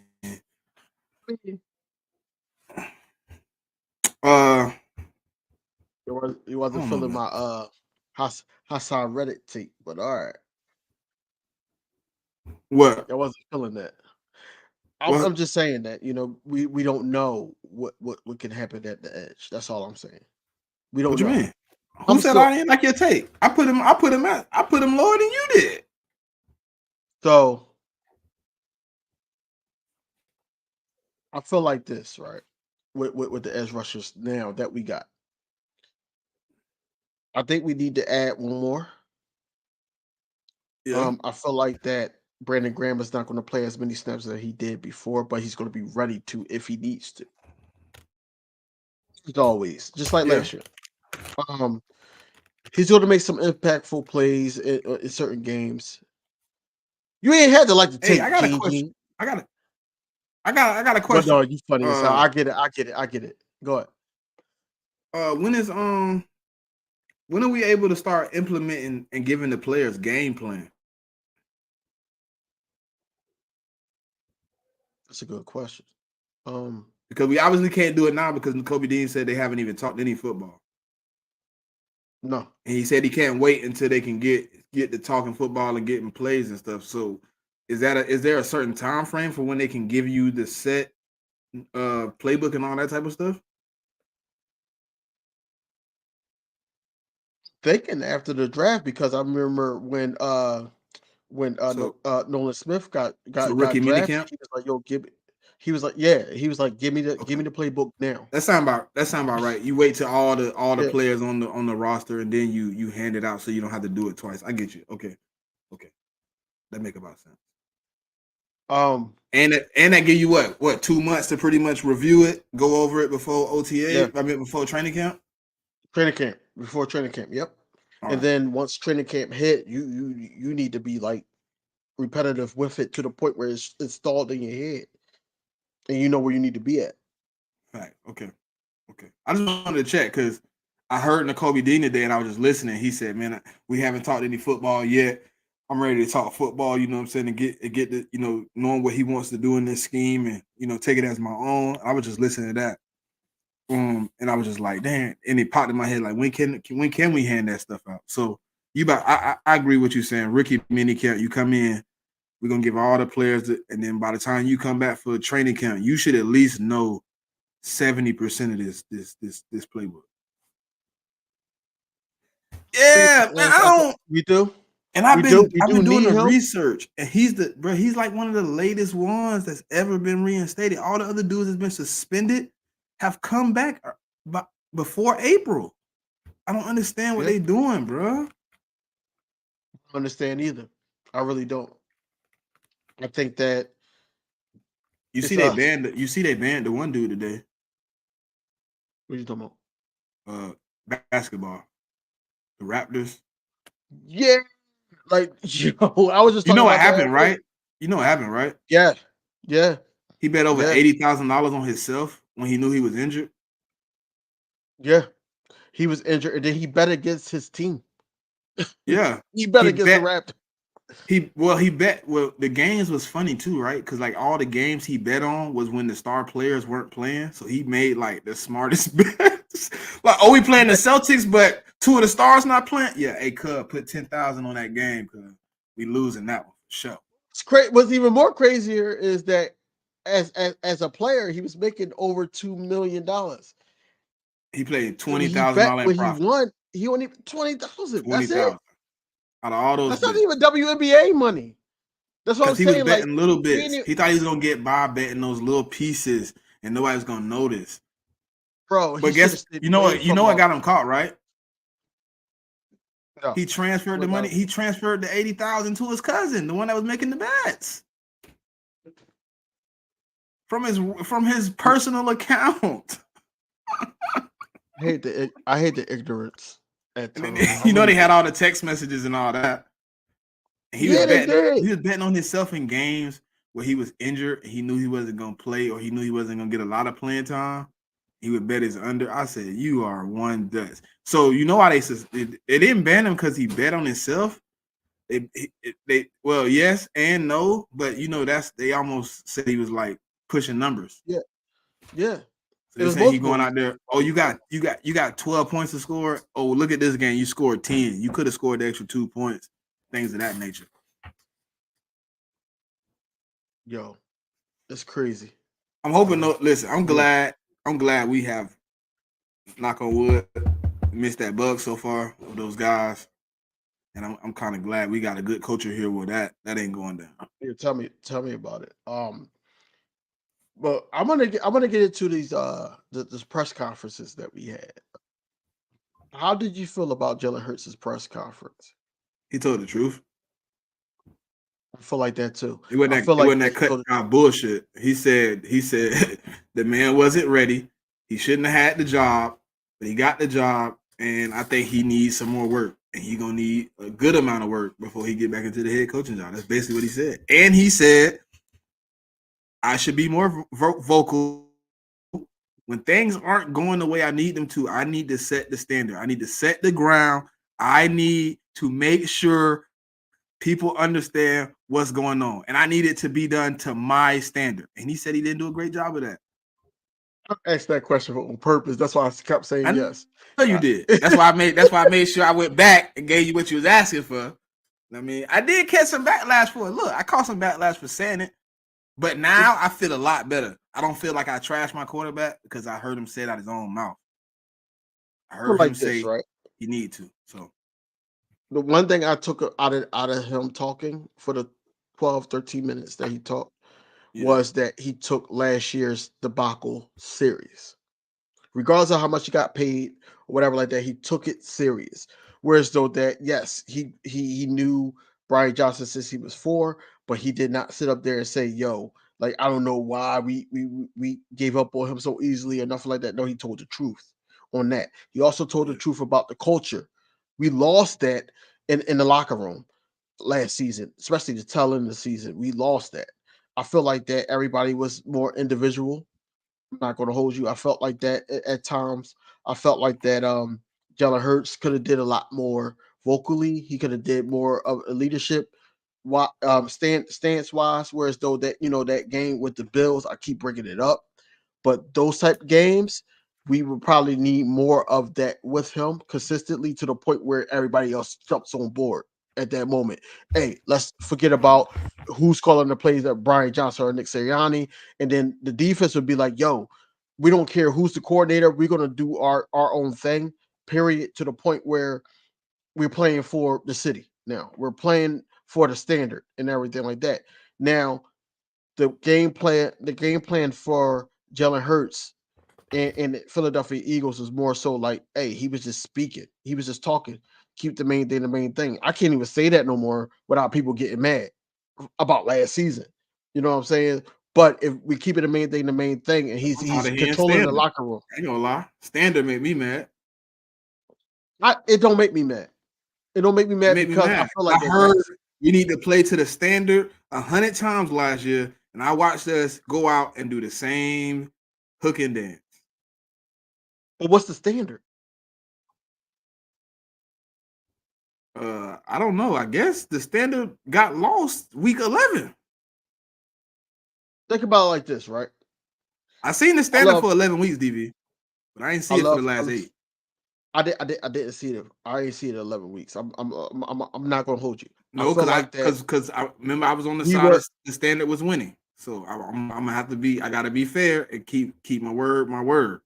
I respect that. I respect that. But my whole thing is this, right? I didn't see the standard. I seen that we were the better talent those 11 weeks. We were the better talent. We should have won against the Jets too. We were the better talent, regardless of how deep they defense ran. I felt like that we were the better talent.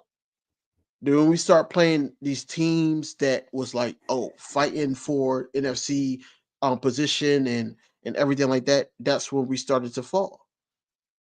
Especially the goddamn game that I went to. I'm mad about that. I'm still pissed off about that. And I want to see them in the playoffs. I want to see the 49ers in the playoffs. Because I that would pray to tell us where God. we're at. Listen, I pray to God karma just don't pay me back for missing that game. Be like, yeah, you missed it, and now I'm finna pay you back for it. I just hope they give me a good time instead. Bro, I I'm hate for pissed off karma to about swing back and slap me in my head. But I think knock on wood, Saquon Barkley is there. He's going to move Fred Warner, and that's going to open up some of the playbook I mean, more. Miles Sanders was able to move Fred Warner, so I imagine Exactly, what exactly. I So so so think. so so. And that's a question. That's a question. That's a good question. What? Miles Sanders was able to move Fred Warner, right? Mm-hmm. I believe, and you believe possibly that Saquon Barkley could do the same thing because he's a better running back than Miles Sanders. Mm-hmm. But why Swift? Why couldn't We took the Swift? RPO away, bro. Do you know we ranked last year in RPO? Yeah, we was like close to like dead last. Yeah, 30th. Yeah, We had yeah. under 200 plays ran in RPO compared to the season before. We had Mm-hmm. over 400 plays ran in RPO. Like they literally took the RPO out of the system, and then it was able to just we just go. You weren't keeping people honest. You got a dude in Swift, a dude in Jalen who both can get outside the pocket. You weren't keeping people honest. GG said the coaches forgot the standard. Oh, they definitely they definitely forgot the standard. I don't even think they knew what the Yeah, standard was from the jump. It we seemed had like the we had two players knew the coaches. standard, and the We coaches had just two coaches. We coach. had two coaches on two sides. Like we had the Matt Patricias. We had the Aside. shoulder side, and then we had Brian Nick Johnson or Sirianni Nick and Sirianni. yeah. That's what I'm saying. It has to be more of a structure where it's still, hey, Kellen Moore is calling the plays. I Nick don't like that they Sirianni can did have that us. last year though, DB. That really aggravated me. We were the best team in RPO efficiency in 2022, and you literally took it out the offense. Like what?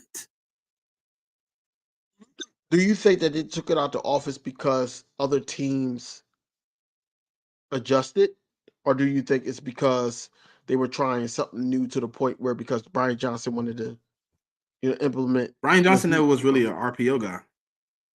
right. His offense isn't RPO. So Right. I feared that he would do something like that, but I thought Nick Sirianni being a part of the offense would have made him keep it honest. You know what I mean? At least a few times. I really don't remember like a lot of RPO plays where I was like, okay, yeah. I remember like I can remember a few where we was kind of upset where like Swift wasn't that good at it either. So that's another problem.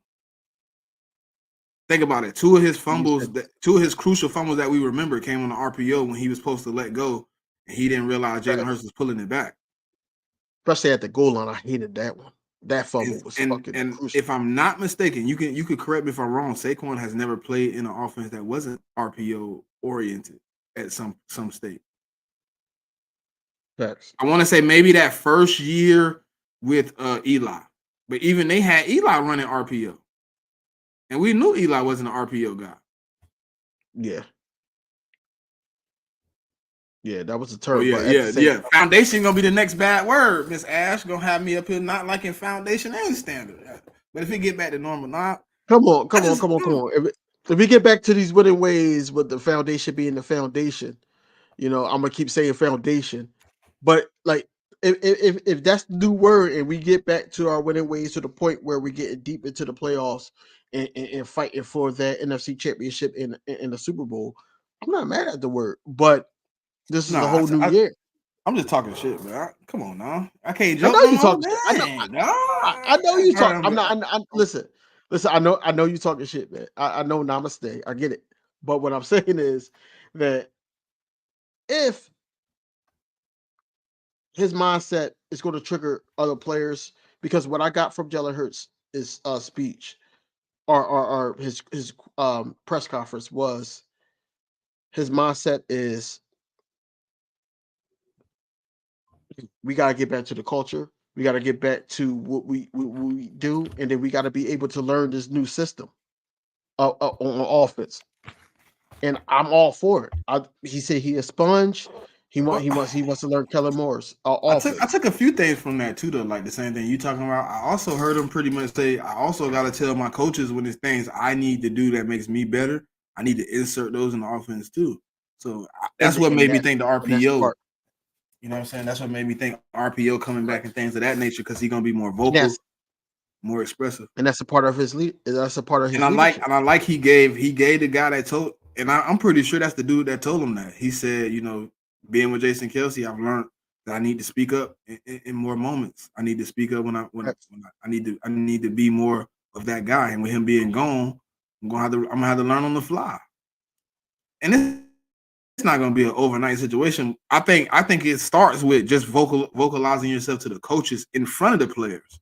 Like, hey man, look, we might need to do this because it didn't just get people to buy in to what you got going on. Obviously, Smitty bought in. Obviously, I'm talking about the new guys more than the guys that's been here. The guys that's been here know what you are when you on all. You know what I mean? So I just think he can easily.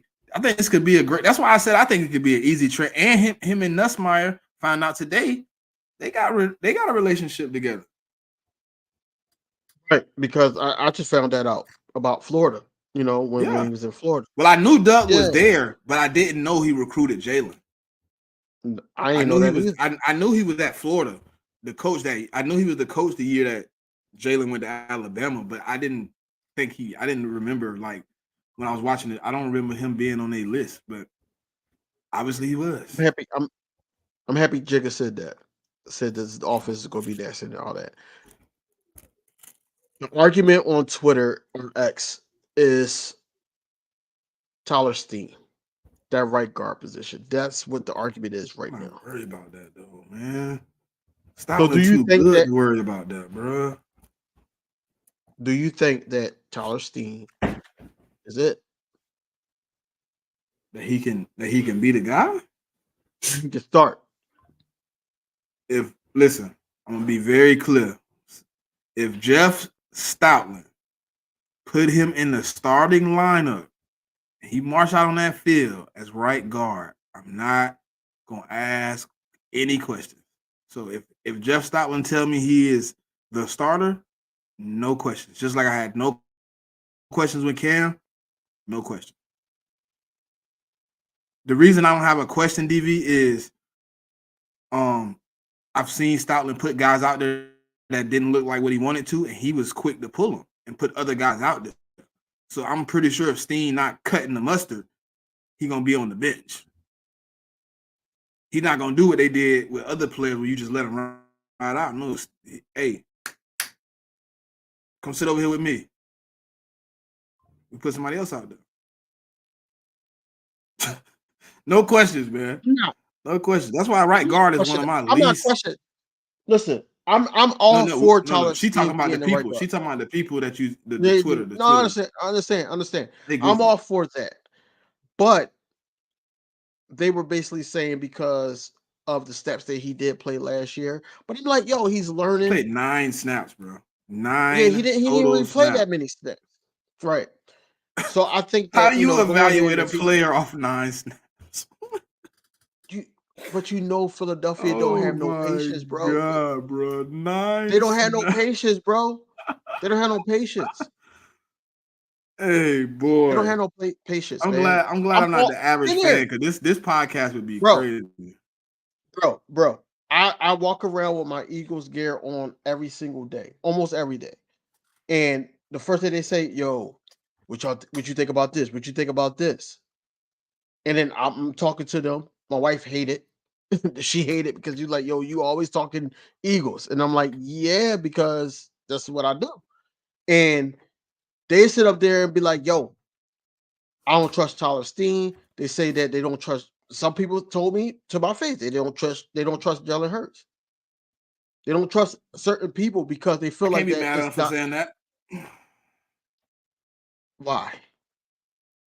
I can't be mad at him. I mean, it's an opinion, bro. I ain't gonna be mad at you. I mean, he didn't necessarily show he was the same guy in 2022 and 2023. But it's also you gotta also put context. If you want to just go off the bare minimum of he threw 20 interceptions, he didn't have the greatest season. Okay, cool. You don't like him for that. If you don't want to put in that the coaching staff didn't give him a lot of options, he didn't have a lot of the easy routes, he didn't have a lot of the things set up to be a successful quarterback, then we can have another discussion. Now, if you want to just go off the basis of stat line, which most people do, DV, most people, 90% of people watch games and then go back and watch the box score and get their opinions from what they see on paper. But you could look at the game and see there's nobody in the middle of the field. It's fly routes. Like, it's a lot of things going on where it's just all messed up, man. And I think he just got the bad end of the stick on a season where he wasn't bad. He wasn't as bad as people make it seem. Like, it's numbers that back it up. Where he wasn't as far down the league as people want to make him seem. But the 20 turnovers just make it look worse. But the 20 turnovers also came from you calling 4 verts on a blitz, and I just don't want to get hit again. So I put it up for my best receiver, and it get picked. Or, some of the Buffalo picks we seen where it hit off Dallas Goedert leg, and it got tipped, like things of that nature. Like, so if you want to be at the basis of the conversation and say, I don't like Jalen Hurts because he threw 20 interceptions, I'm not going to be mad at you. I kind of disagree because at the same time, in his young NFL career, he did, for the first time, from when we lost to the Bucks in the first round, when he was like the full starter, and then also when we was talking about running the ball up until the year we went to the Super Bowl, that was the first time in the NFL that he had the same offensive coordinator, back to back. Now, you change it up. NFL, all the way back to college. Right. So then, Brian Johnson come along. So we force fed, as content creators and also people in the media, period, the mainstream media. They force fed that, hey, he knows Brian Johnson knows him and all that, we'll be fine. And it was a battle. Like I said, it was a battle. He built a relationship with Nick Sirianni. And then he knows Brian Johnson because Brian Johnson was the quarterback coach before he became the offensive coordinator. And then also he knows him. I feel like it was a confliction mentally. It was an exhaustion of everything with Jalen Hurts. And I think that he wasn't himself. And I think he knows that. And I think that, him speaking out on it today, I think that he knows that it wasn't good for his career. So he just he's going to speak truth. He's going to speak truth on it. Yeah. And that's why listen, I got that. I think he knew Brian. I don't think he's like. I think he knew Brian Johnson. I don't think he was afflicted after listening to him today. I think Brian Johnson wasn't as great of an OC as he may have seemed at times. When he was dealing with Jalen Hurts while Steichen was there, and he wasn't the guy. I think what happened was they had more faith in him, because when we say like he got the job because of Jalen Hurts, like I sometimes be like, dang, what does that really say about my organization? You hired him on the emphasis that he knew a guy, so you didn't really know his acumen as a football guy. You didn't really know if he could call plays. You didn't really know if he could game plan. You didn't know if he can put us in the best situation to win, and you gave him a job. I'm afflicted. I'm like conflicted in a situation where I just don't. I don't know. Like I just think I think he got the job off the basis of him being obviously in the development of Jalen Hurts, and then him having somewhat knowledge of what they thought he had. And then I think what happened was when he got on the field, people knew he didn't know shit, and they just didn't want to do that. And it started conflicting with the offense because people are upset with Brian Johnson, and that's why I think where Jalen Hurts got in the conflicted moment. This is my guy, but I know you messing up. And that's when he should have spoke up. And that's why he spoke on it today. Like he should have been like, hey, Brian, look, man, you not doing it right. We need to do it like this. This isn't working. And he just let him do it. Instead of stopping him, hey, look, you remember we did this? Remember we did that? That worked. Don't leave it. Go back to it. I totally agree with what you just said, but at the same time, Jalen Hurts didn't speak up because they had that relationship that he could talk to him. But I feel like that Nick Sirianni did, and that conflicted the whole offensive scheme. DV, was when you say he had the open conversation, or was he having conversations in a manner of we friendly homeboys, or was it like, hey, we need to get the job done? Friendly homeboys, and I that's what I'm saying. I feel like that. I feel like that he was so familiar with him that anything that anybody else said, you seen Dallas Goedert come up to him, you seen AJ Brown come up to him. Devontae Smith had a couple words with Jalen Hurts, and it seemed like it was almost like he brushed them off because he felt like that. Hey, I'm talking to my guy, and then when the confliction hit, whereas though that I feel like AJ Brown did not. Made me get a thought. What if a couple of those times we've seen the spouts, DV, like you just said, what if they was telling Jalen like, hey, you need to say something to Brian, bro? That's your people's, man. Say something to Brian, bro. And he like, man, come on, man. I said something to him. Nah, bro, you need to get on his ass. Yo, so listen, it's almost like this, right? I have a football Sunday. We all together. You come up to Philly, and I'm like, yo, this is my man. Right. This is my man Smitty. We do YouTube together, whatever, like that. And then, you bust out in an argument with one of the guys I know from here, and that guy be like, yo, say something to your man. And I'm like, yo, man, that's just him, and I'm brushing it off, and then it goes somewhere where it shouldn't go. Or you step to me, DV, and you have a conversation with me like, hey, man, you can't do that around here, bro. And it's kind of like, just chill a little bit. And then I'm still on the same bullshit. Like, damn, bro, I told you to get your boy, man. He's still on the shit. Yeah, man, I talked to him. Nah, you need to talk to him. Let him know what's really going on around here before he get hurt type shit. And that's probably what they telling him. Like, hey, man, you need to tell Brian Johnson to do some different shit, man. You the quarterback. He gonna listen to you. And that's why I felt like that the Kellen Moore hire was a great hire, regardless of the relationship he had with Dallas or whatever like that. I feel like it's a great hire because He has a nice body of work as an offensive coordinator. I like some of his schemes. The only thing that's his downfall is when he get to the point where he's rolling, he sticks with it too much instead of switching it up.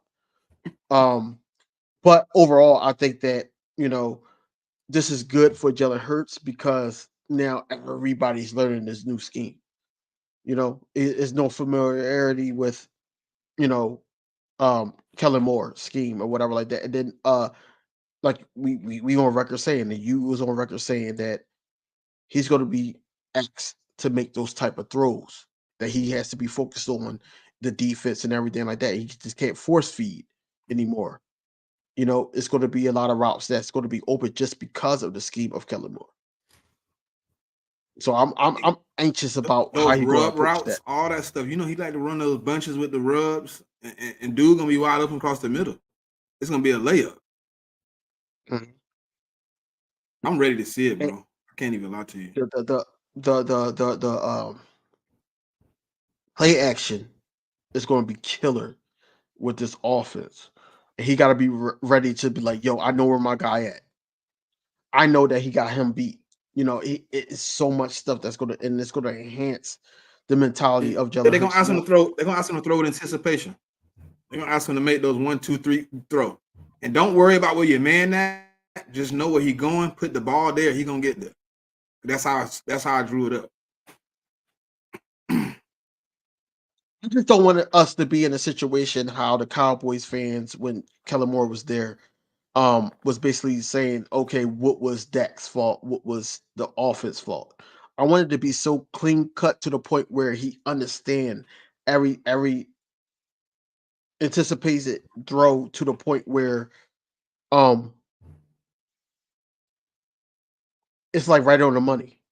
I feel like that he can make those throws, but He is he this he asked for one thing in yet to that be press seen? conference that really hit me in the head.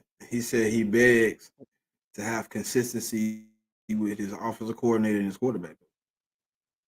I wonder if Kellen Moore heard that and was like, "I'm here for you." I hope somebody buys into what he really asking for. Because if you see him in the second year of any system, even going back to college, he only, what I'm saying, he never really got a second year in the system, but the second year close to the same system he was in before, he performed well in Oklahoma. You know what I'm saying? His second year in the system, he took us to the Super Bowl. Like, his first year is exactly what he said today. It's a sponge year. I just want to understand. I want to find out what I'm doing. I want to know what I'm doing and feel comfortable doing it. And then the second year is more reactionary. It's more boom, I'm doing it, I'm doing it, I'm doing it because I understand. I know. I've seen it before. I've seen this defense versus that play. I know exactly what an open man is, and I can make those throws over and over again in my sleep. And he did it in 2022. And I hope one of these guys is willing to buy in with him and stay, man. I really do, man. I hope both of them give him at least a few years to get some type of consistency. It's key. It's vital. Jigga, I agree. It wasn't Brian's offense. Me and Smitty, especially on our live play by plays, we pointed out what was Brian's call and then what was Nick's call. The the the trickery that was all Bryant. Nick Sirianni would not call no trickery. Bryant Nick Nah. Sirianni would have kept it Yeah, simple. the tush It'd push. have been a slant to Only AJ. trickery. It would have been a touch push, or it would have been like, hey, find Devontae Smith on the out route. Um, it would have been nothing like different. It was so like noticeable on opposing team to the point where they was calling out our plays. They already knew what we were going to do, even the running plays. So I know that Kellen Moore would switch it up, especially with all this arsenal. If this is his last chance, this is his last chance to try to get a head coaching job. You got Saquon Hey, Barkley, who you Ash, asked for. I I believe agree. what he said. What she said? I think this season the position coaches will be more important than the coordinator.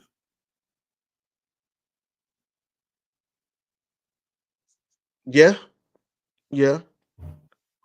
The only reason I agree in a sense, right, is because they have to delete all those bad habits that were created by the position coaches last year, and then explain to them how the system that Vic Fangio wants to run is ran. Because you can't come in with the same principles as you came in for Sean Desai or Jonathan Gannon. This is the real system. It's going to be different responsibilities, different calls, and we're going to run a lot of different variations of things. I want to see how he changed it though, because I got to go back and look at what Kobe Dean said. I got to go through the years because he said he see every team is a different usage, but he also been coaching for his whole life. So I think the defense would be fine with the change in the structure because they're learning all together. But offensively, how quick do you think like a Jalen Hurts, a Devontae Smith, AJ Brown, Dallas Goddard, Saquon Barkley, the offensive line? How quick do you think that they will adjust to the different type of scheme? Quick. On a scale of 1 to 10. Quick. You think quick? Because when you elite at something, it's kind of easy to translate. You know what I mean? When you're a dog, you can survive anywhere. So it might be a couple jitters here, a couple jitters there, but they work so hard, bro. I don't even know. Like, I think it's gonna be hitting. I think we might come out the gate, and I really feel like we might go crazy game 1 against Green Bay. If we go crazy game 1 Green Bay, I'm not. You can't shut me up. I'm telling you that now. But I feel like if Jalen Hurts gets it, and then he's more vocal this year, that offense is going to be like jumping. That offense is going to be jumping. But I also think that Saquon Barkley going to have a input on the offense. Well, if you listen to them guys, they already said it. They already said he's that type of leader guy. You know what I'm saying? He's not ashamed to speak. He's been kind of open since he's been here. Like, that's what you need, bro. Somebody that's elite. You know what I'm saying? Come in and demand respect because he's earned it. And he also seen different defenses than we have. So he could, hey, I know what they about to run. And then the offensive line, knock on wood, hopefully, Cam Jurgens is like half or over a third of, what Kelsey was. And I know he learned from him, but at the same time, well, he told you something in that press conference that nobody paid attention to. What's that? He said me and Jason Kelsey had talks, and he gonna be here for me as I transition into being the center. So that means Jason Kelsey finna be in the building a lot more than people might. No, he said it. He said it. He said he was going to come back, and I don't know how often Fletch is going to come back, but he's going to come back too. I don't think it's gonna be as often as Jason though. Yeah. I think Jason gonna be here down every day. I got a feeling that Jason gonna be a whole lot, bro. Well, it depends. It depends if he takes that role on Monday Night Football, because they was talking about him doing that. But that's just nighttime. I'm talking about during practice time. Like, he gonna be there, like, hey, trying to make sure he good. I don't think he gonna be on the sideline as much, like being coaching. But I think during those practices, he gonna be trying to get that boy A1, because he know what it feel like to be just getting into the spot. People got doubts. You in Philly. You're going to need somebody to lean on, because Philly ain't going to be easy on you. I think he's going to be there a lot, often, because that was his pick. It's not like, it was just somebody that, the organization picked, and then he was just behind them. He said, we need to get this kid. So I felt like that, he just got to finish the job, just like Fletch said in his retirement conference. He basically said that, we failed the organization if we're not there to, support and help out these people behind us, like the Jordan Davises, the Jalen Carters of the world, that, they not successful. If they not successful, we failed. And I think that's the right mindset. You want to know what made me upset about all the press conferences today? My boy Cam Jurgens get up there, going into his first year being a starter at center, his third year on the team. And they said, how do you feel that Landon Dickerson and Jordan Mailata got paid, and you're on your way to getting paid soon too. Like, come on, bro. Like, that's not even something I'm thinking about right now, bro. Why do y'all ask the dumbest questions? Like, you know he wasn't gonna give you an answer to that. That was a wasted question. His contract right now is none of his concern, bro. He has to prove But he even earned the contract. You got those reporters that's like in the No. microwaves era. I know, and I don't like them. They be asking some dumb stuff. The best question I heard them ask was, how do you translate Tyler Steen coming into the right guard position and you being there last year, and you know what I'm saying, what can you do to help? And he said, I'm pretty much gonna do everything I can to help him see it the same way I seen it last year when I had to step in. And now he in a different position because last year you were surrounded by 2 Hall of Famers. Now you got whatever Landon Dickerson might turn out to be, which possible Hall of Famer on one side, and you're gonna have a young guy on the other. You're gonna have that's why I think you're gonna need a Jason. You know what I mean? You're gonna need a Jason to kind of, hey, look, you need to tell him on the field he need to be doing these things when you're in these type of situations. I think Jason Kelsey is going to be there a lot more when we have those dual practice. He's going to be there before we play the game, and then I think he's just going to be in the building, just trying to see. That was some dumb stuff, bro. I swear when they said that. That's why I don't listen to Jacob Sports either, bro. I swear to God. He opened it up though because now everybody thinks that. It's people here in Philadelphia that thinks what 94.1 was talking about it, 97.5 was talking about it. We talk every day, all day. I know the game, but they're going to try to control that narrative that AJ Brown is going to be mad. I don't know where this thing about AJ Brown being a diva came about, but he did AJ Brown is not itself a little bit. He showed his own hand a couple times, but that's part of being a receiver, man. Every receiver has had diva mentality, man. It just happens.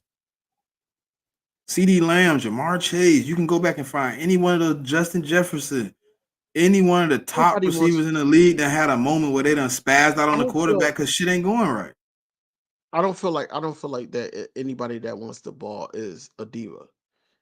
I think it's how you go about it, though. DV, the diva mentality is how you go about it. Me telling you in the locker room, hey, get me the rock, but me spazzing out. OBJ, he has OBJ moments, bro, on the sideline. Let's be real. Not as extreme now. He ain't like kicking nets and proposing the nets and things of that nature, but just him being argumentative on the sideline is just, you know what I'm saying, one of those situations where in totality, being a diva is not a bad thing.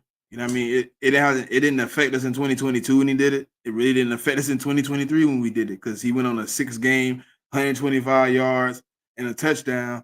So it really wasn't that of a situation. It's the perception of the media. Because, I mean, our best receiver before AJ was T.O., and guess what? Diva. I think he had a right to. So I think AJ sometimes has that right too. No, I got to keep it fair. Yeah, but like I said, I felt like that it was more of a control with Jalen Hurts that, hey, go here with the ball. Whereas though that, even this year, I think they spoke up about it more the second half of the season. He was getting more comfortable calling the audibles, calling his own reads to the point where, the offensive coordinator didn't matter because he was calling his own reads. And what's going on, Ant? Can't wait till Thursday, week, boy. Yeah. Gonna see you next week, bro.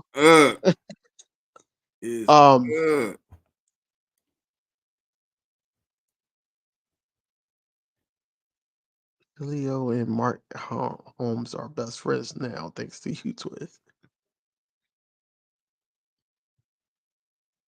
I ain't gonna lie. Hey, I was somewhere earlier in Twiz.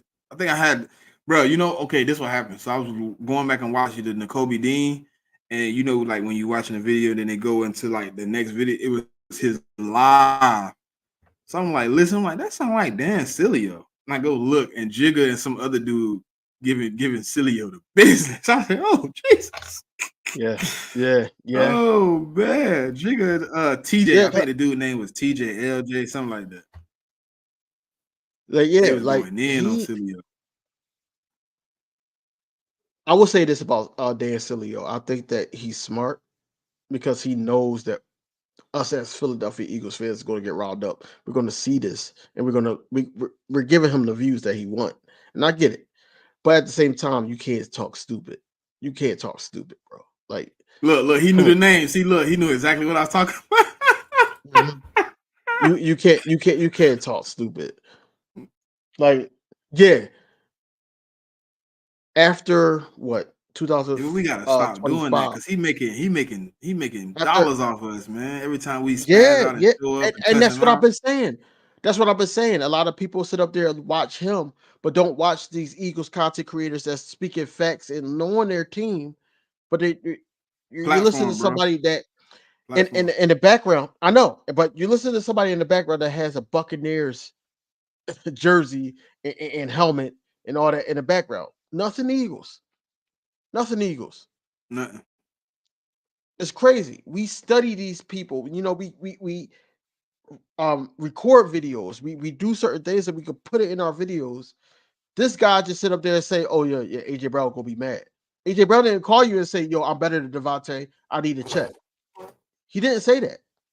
He's gonna be happy about that. He's gonna still be AJ Brown, and of course, if he's consistent and he's still in his prime when it gets to that time that we got to renegotiate his contract, then yeah, he's gonna get paid.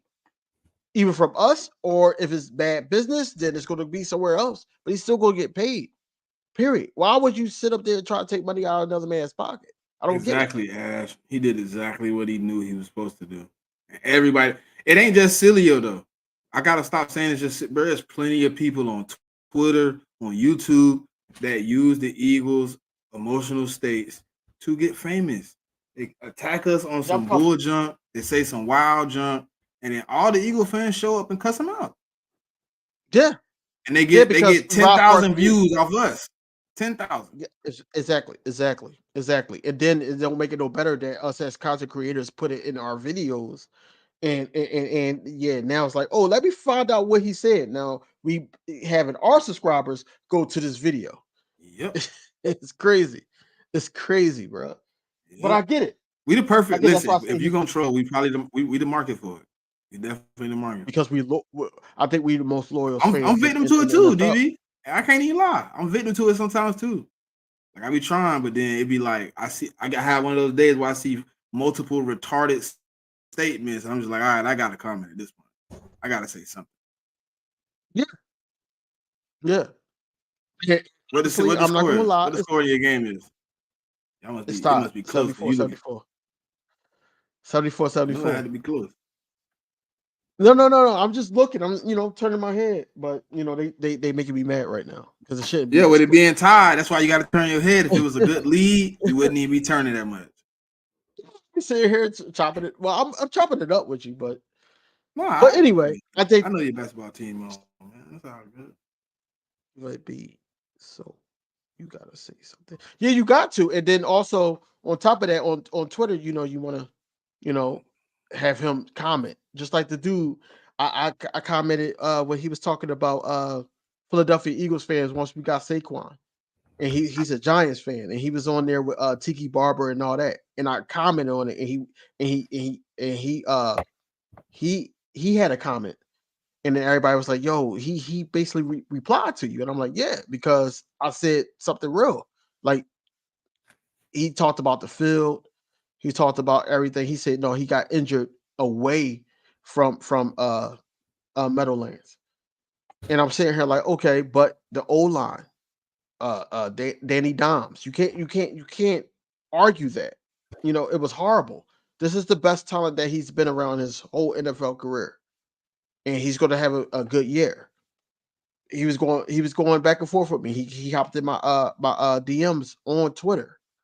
So, oh yeah, hey look, DB. So it was an Eagle fan going crazy today on the Kobe Dean, calling him a bust, right?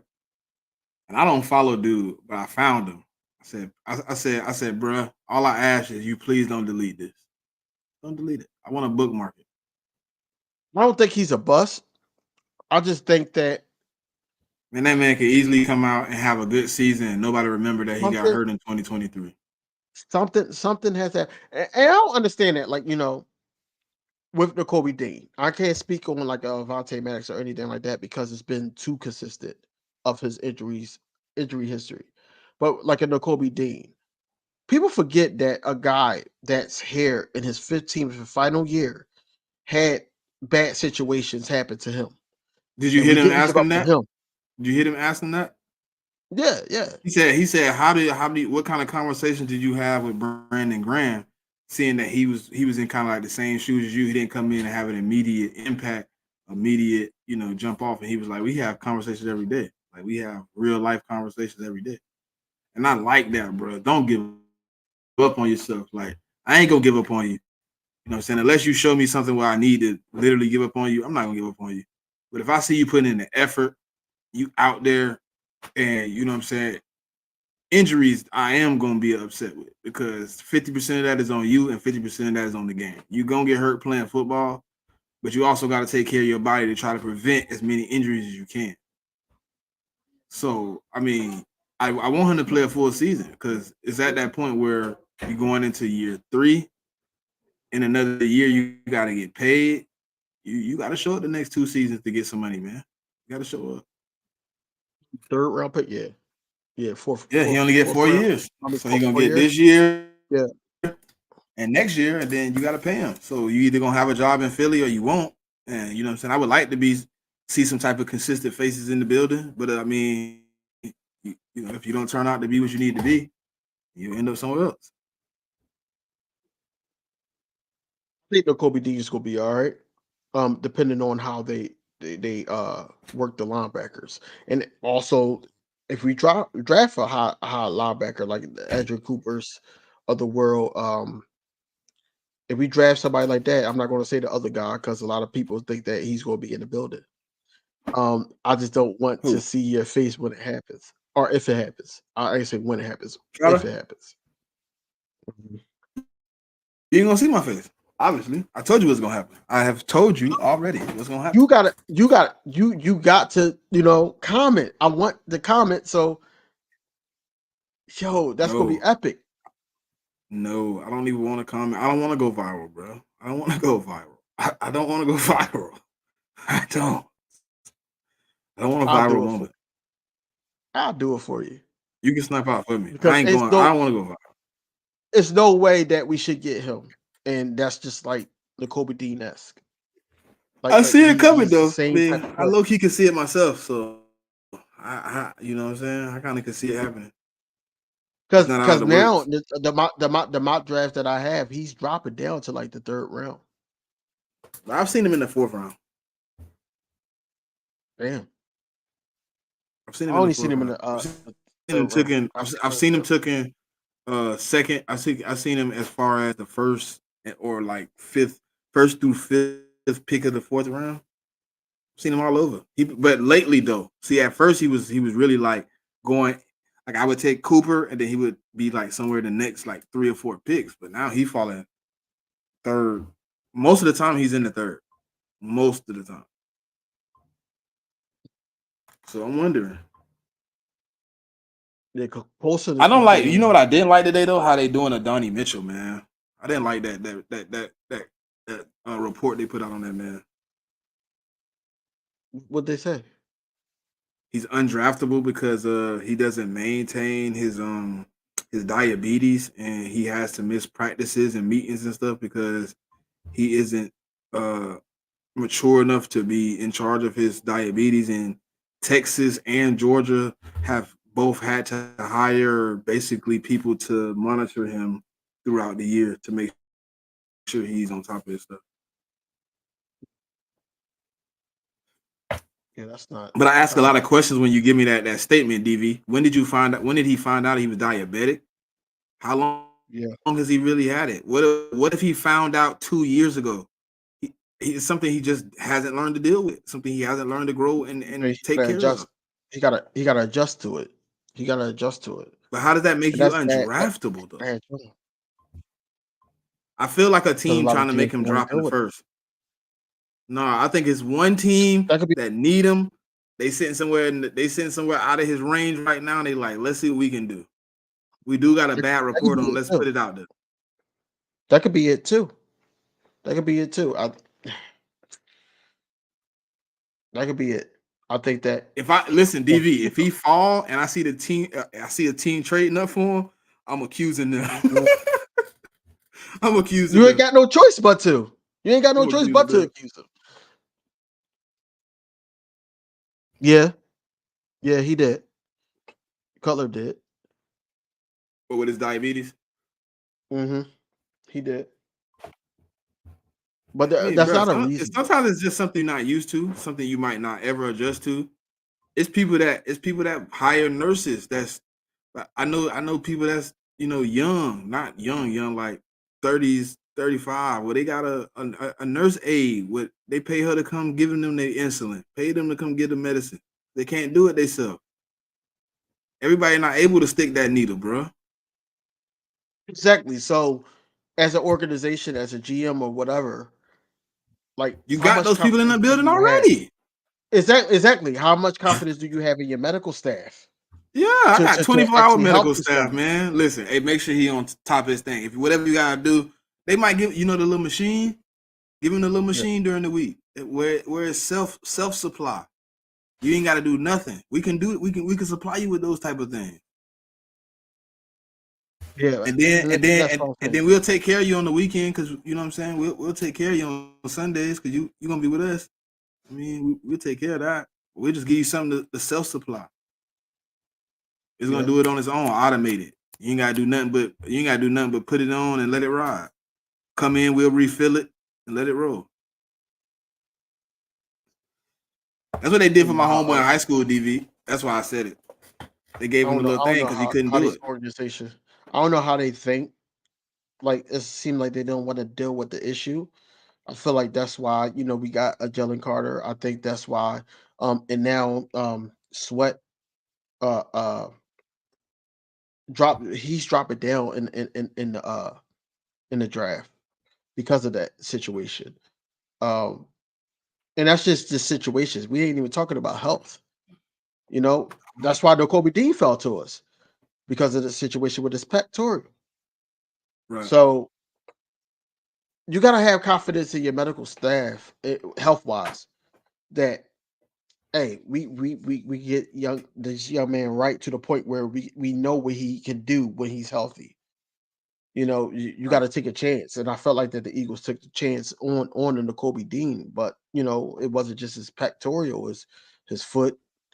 Some That's unusual thing happened with his foot, yeah. but That laying frank in your foot is crazy. yeah, that I was hate that unusual. injury because it's like in between the joint of your toe. Like it's hard to heal, and it's not even a big bone. It's like one of the, if I'm not mistaken, it's one of the smallest bones in your foot, if not the smallest bone in your foot.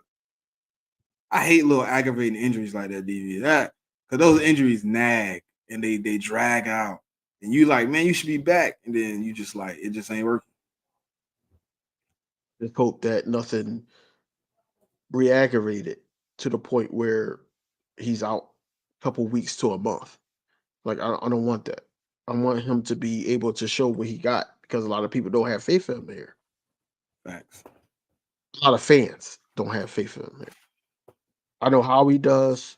Nick Sirianni does. I don't know about Vic Fangio yet.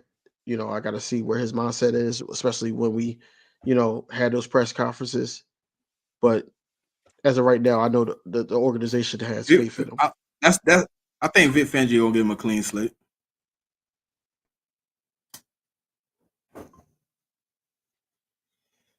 I'm a little scared with lie too for Yeah, sure. yeah. He has injury issues. We'll Two neck see. injuries. Yeah, Neck injuries are touchy. yeah, because you tackle wrong. It's He could be messed up you again. tackle wrong. Yep. That's why I wasn't really on him like that. Mm-hmm. I wasn't on lot two like that. I don't think with the injury history, it's hard to want to, you know what I'm saying, buy in, because what if it's a continuing injury? Then we in a situation where we got a dude that's pretty much hurt. I'd rather if when I'm drafting, I don't mind an injury or two, you know what I'm saying, but I don't want it to be consistently the same injury. When it's the same injury over and over again, it's to me seeming to be reoccurring. I don't want to take an opportunity like that in the NFL. Like, it's only been a few guys where you can be like, okay, he had the same injury, he came in and did all right. The only one I can think of off the top of my head is Willis McGahee. He blew out his ACL twice. Oh, what's it called? For the Rams.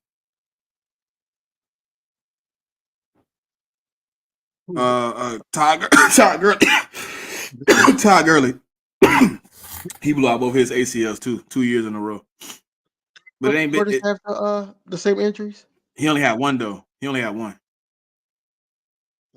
He had the one ACL, then he came back for the 2000, but he didn't have another ACL after that. What's one dude name? Is this Chubb's second ACL? I think this is his second ACL since college. I guess we're gonna see how he bounced back. We'll see. I mean, damn. Gene for real. I wanted to be his neck make me, and it's the same injury like 2 or 3 times. I'm like, I don't know. It's reoccurring. You put him out there and then he get hurt week 1. You in a world of trouble in your rotation. Yeah. Man, we at the 2 hour and 21 minute mark, man. I know my boy want to catch the end of this game. I want to catch a little bit of that too. So anything you got for the people? I mean, look, man, I just can't wait until the draft. I can't wait until, we sitting up here busting it up with y'all multiple days, just, talking about who we should get, who's going to fall. The anticipation is real. We're going to hit y'all with more news. Check out, Saturday, that check down, man. Look, it's real. It's real with that show. I got to catch it live. Sometimes I'll be at work. That's why I try to catch it on the playback. Again, salute to my guy getting to that 1,000 mark. That's a big ass achievement. But yeah, I'm gonna be coming out with my videos. Also working on getting remonetized after the multiple times I lost my channel. But at the end of the day, man, look, it's always fly equals fly, and until the next video. All right, so Saturday regular check down. Sunday I think we're doing Broad Street Aftermath. Monday, Birds of Broad Street. Wednesday I'll be on Boss Cowboy show. Then Thursday, y'all see us back here, man, with a nice little crew, man. We bringing on some guys, man. A new guy. I mean, we're gonna bring on some of the old guys. We're gonna have a good time, man. You know what I'm saying? I think it's gonna be a wonderful experience. I'm on one of those crazy runs again, DV, that I tried to stay away from, but they keep falling in my lap. So I'm gonna be running some shows here, man, for a minute. You know what I'm saying? It's gonna be all right. I need it. You know what I'm saying? Whatever it takes to get the people their information. So we're gonna get up out of here, man. We're gonna see y'all. We're gonna fly Eagles fly. Y'all know what it is. Until next time. Yo, what's going on, everybody, man? It's your boy King DV, and I'm with my co-host Liddy. What's going on, bro? Man, it's love, man. Time for AJ Brown. Michael Carter the second. They don't know Jalen Hurts like we know Jalen Hurts. They was hanging on to Jalen Hurts. Until next time, man. Y'all know what it is.